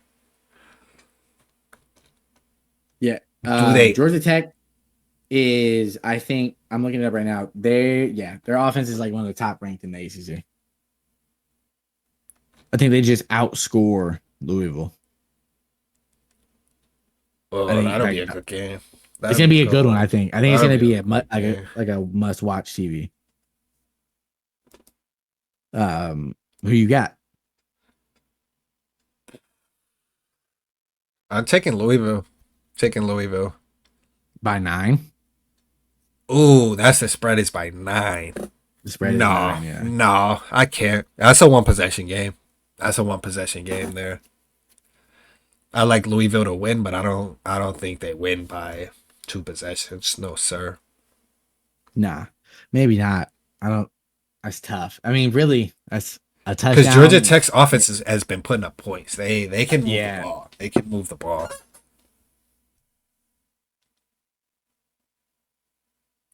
Yeah, I think Georgia Tech wins. Honest. So this is the first. I think it's the first one we've disagreed on thus far. That's kind of crazy. Yeah. I already know who you're picking in this one. Yeah, Buffalo traveling to Northern Illinois. Northern Illinois is favored 12. UB So beats a top. that's my upset of the week. That's my upset of the week is Buffalo beating Northern Illinois. So I'm taking Buffalo just because I think Northern Illinois is a little overranked for beating Notre Dame. So yeah, that's my upset of the week.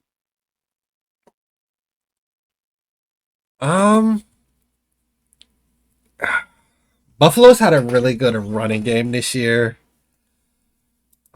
but Northern Illinois isn't a bad team. Let's go UB with the upset. No. Let's go UB with the upset. No, Jaquez Barksdale. Let's go UB with the upset. That's not his upset of the week, but it is his upset Right. that he's calling, which is purely biased. Pure biased. Because Northern Illinois is the better team. Those are two teams that we're gonna be biased in college, just because I think we both rep it for a different reason than just being fans. Bobby's from Buff. Right. I'm from California. My papa worked there for 46 years. Like deeper than football. I'm always siding with SC. I'm always rocking with SC. Don't matter. So the game of the week for College Game Day was Utah at Oklahoma State. Utah's favored by 1. Probably the most even matchup. I have Utah winning by 2 scores.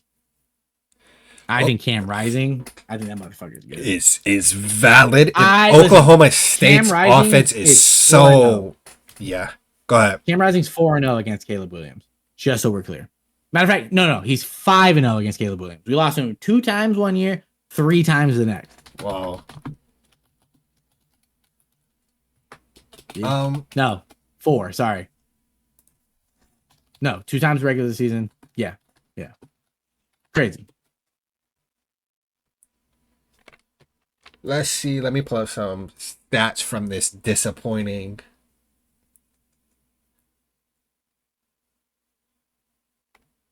Fucking preseason Heisman frontrunner, Mr. Ollie Gordon, with 200 yards through, what is this, 4 games played for them now, I believe. Mm-hmm. It's just top receiver, 200 yards. Like, their offense is so not it. Utah smokes Oklahoma State. Utah I think it's a smokes 2-score Oklahoma game, State. I like Oklahoma State. I like Mike Gundy, but I think Utah's just a well put together team. Very well coached team, well balanced team. That coach has been there for over 30 years. Too. Yeah. That guy's been there forever. I think they win, and obviously they win by more than 1. Yeah. So Oklahoma State. It's just been too disappointing this year. Just not reliable. I think Cam Rising, the 25-year-old Cam Rising, could be a contender for a Heisman too. He'll be at least in New York. I could see that. I could definitely see that. In New York. I don't know if he wins, but I think he's at least there. Right. I'm not mad at that, actually. I just know, do you have Bootios behind you? Yeah.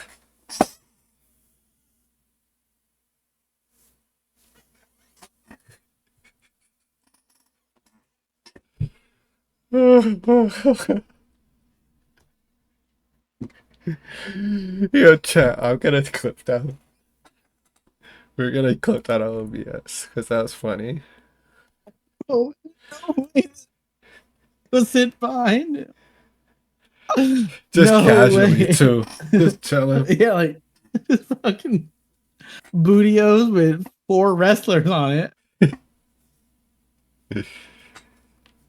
Holy shit, dog. That was comedy. Fuck. Yeah, we got the VTech football, and I could give 2 shits about it. I could care less about the entire ACC, if I'm being honest. But. Fuck the ACC. We got your favorite team, Vanderbilt. Traveling to Missouri. Good old Vandy. Missouri is an 18-point favorite. I think Missouri wins. Easy. Covers easy. Easily. Luther Burton has to get unlocked eventually. Yeah. So you got Miami traveling to South Florida. Miami's favored by 17 on the road. So Miami's a really good team, and I obviously think they win. They probably do cover the spread, but South Florida has been putting up points this year. They haven't been a bad team. Yeah, they haven't looked horrible. I think so. I'm gonna take Miami. I don't think they cover the spread though. I think it's only a 10-point game at most.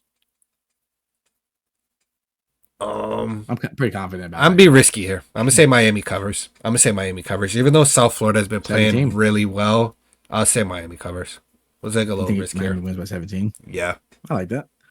So money line USF is 6 plus 600. So if you were to put $10 or $100, you'd win 600. Jeez, Not bad. Right. Game of the week, I think personally, like honestly, the game of the week, got number 6 Tennessee traveling to Norman, Oklahoma. Should be game of the week for sure. So Tennessee's a 6.5-point favorite on the road. Upset of the week. So OU, if you were to put $100 on OU, you'd win 110 Not too bad.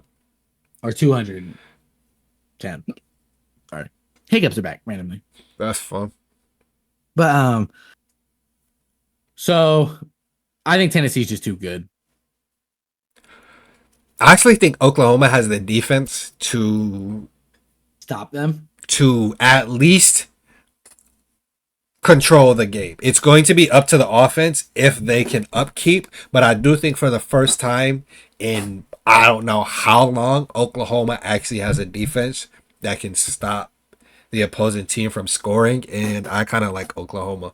I think Tennessee has to cool it. Oklahoma at home. Yeah, I think Tennessee has to cool it down at some point. Oklahoma's at home.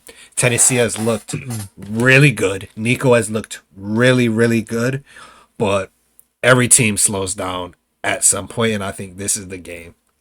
This is my upset. That's your upset. So you think okay? I'm gonna go Tennessee. I like Nico a lot. I like him a lot. Like I think he's good for college football. Yeah, he's a really good. Like, he's good for the sport. He has a really good mind. The swag is there, the skills there, the demeanor's there. He's a good kid. I just think I like them a lot. I like the Tennessee team a lot. I don't like their coach too much. He looks like a complainer. Like he just looks like he cries at everything. Right. But other than that, I like them a lot. So I think Tennessee wins. I don't think they cover though. I think they win by a field goal. This should be easy. Bowling Green at Texas A&M. I got Texas A&M. And I got them absolutely smashing. 22.5. Yeah. Yeah. Georgia Southern at Ole Miss. Ole Miss might put up 70 again. Ole Miss favored by 35. Might put up another 50-plus game. UL Monroe is traveling to Austin to play Texas. They're favored by 44. I think Arch Manning wins his first start and they cover. I think they win by 50. Yep. If not more. This game's intriguing. Kansas State is traveling to BYU. They're both 3-0, and it's a 10:30 kick. So that's a 7:30 kick on the East Coast or on the West Coast. Kansas State is favored by 7 on the road.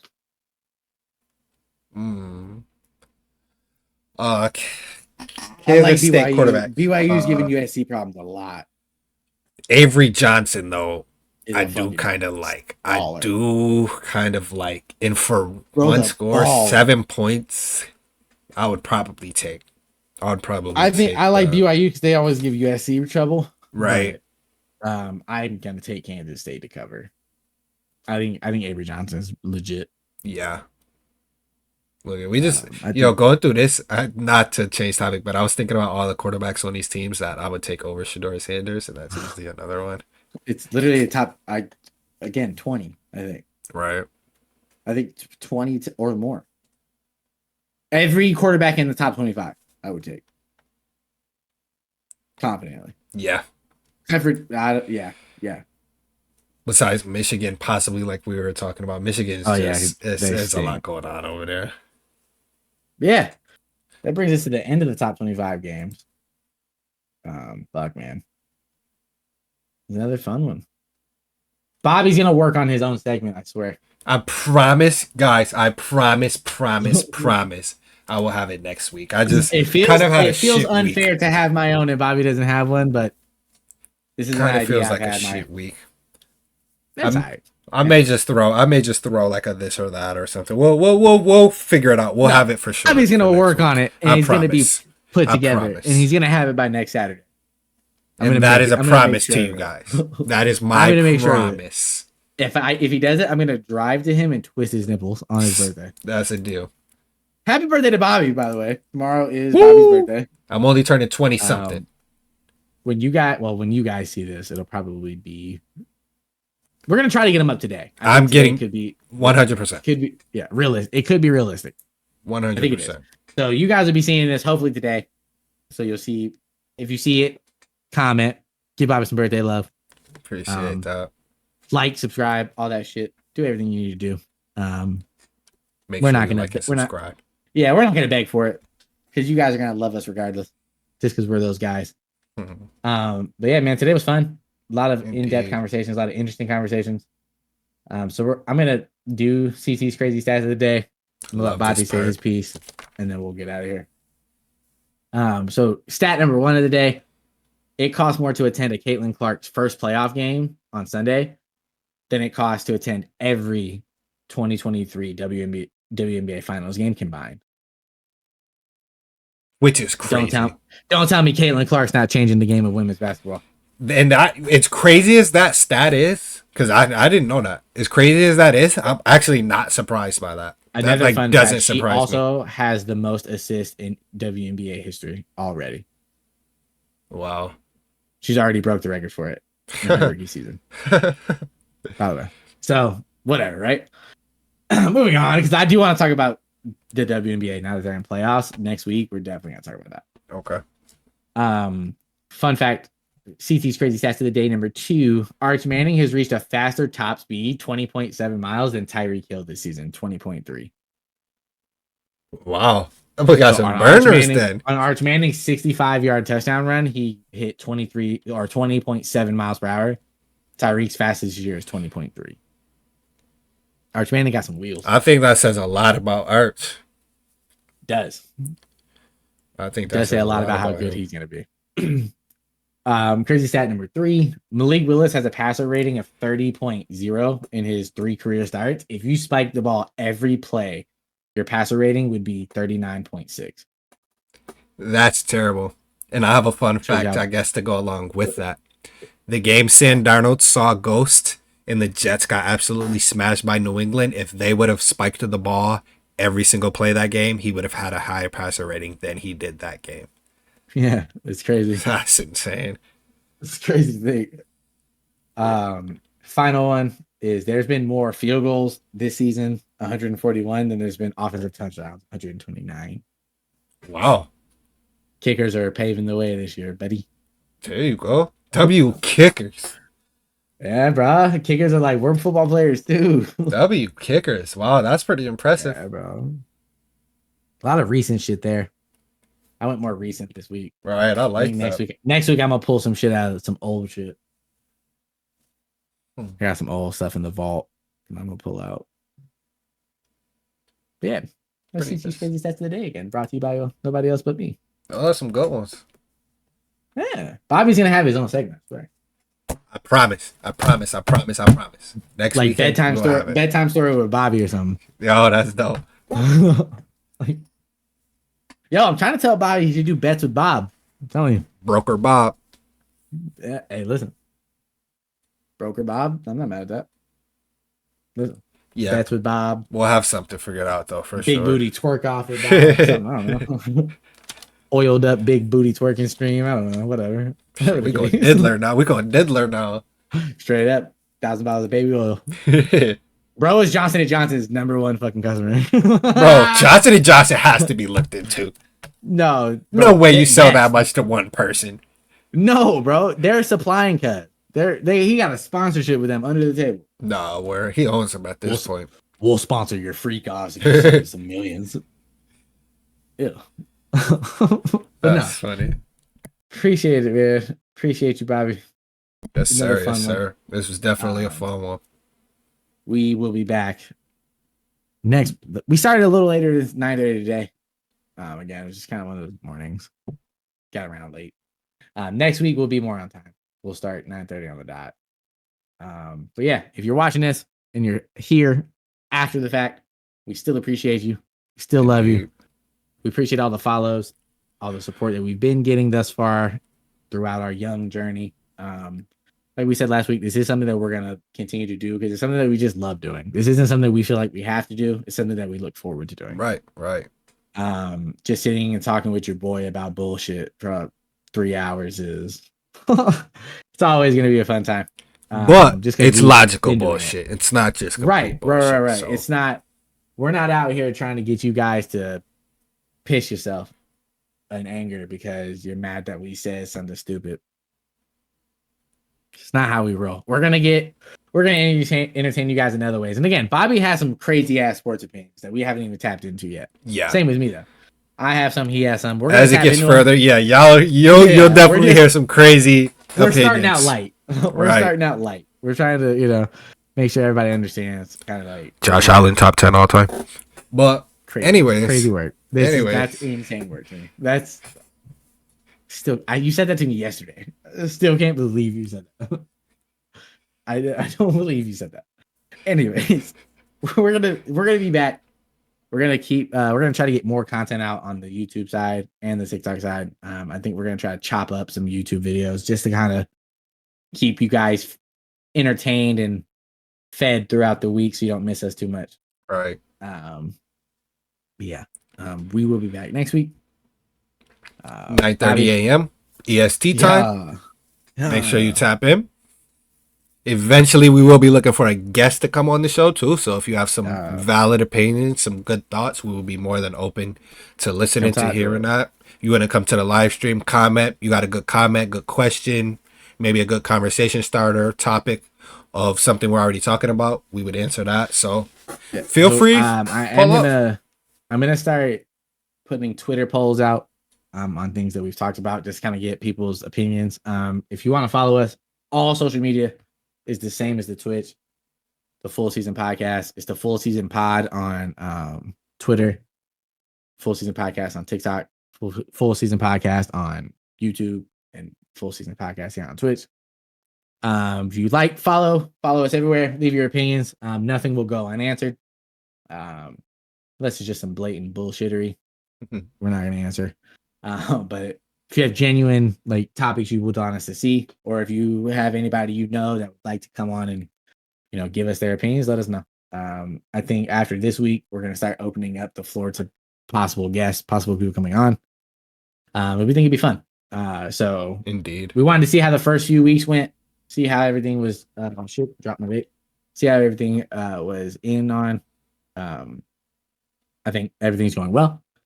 So like I said, just if you're here, the Full Season Podcast on every social media. That's where you can find us. We're not on Facebook yet. We're not on anything like that. Not quite yet. We're going to see how everything rolls. YouTube, TikTok, Twitch, Twitter, the Full Season Podcast. Find us there. You can find Bobby at his own socials. You'll see those on the Full Season Podcast. They are plugged. We'll drop those below.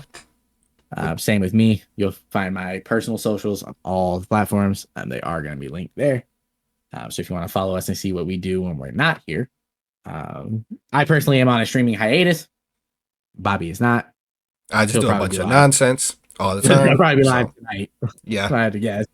So yeah, be able to find us all there. Personal content, this content, all of it. We appreciate you guys. We love you guys. Until next week. Remember to be you and be great. Bobby, appreciate your time. Love you guys. Love you guys. Peace. Sir.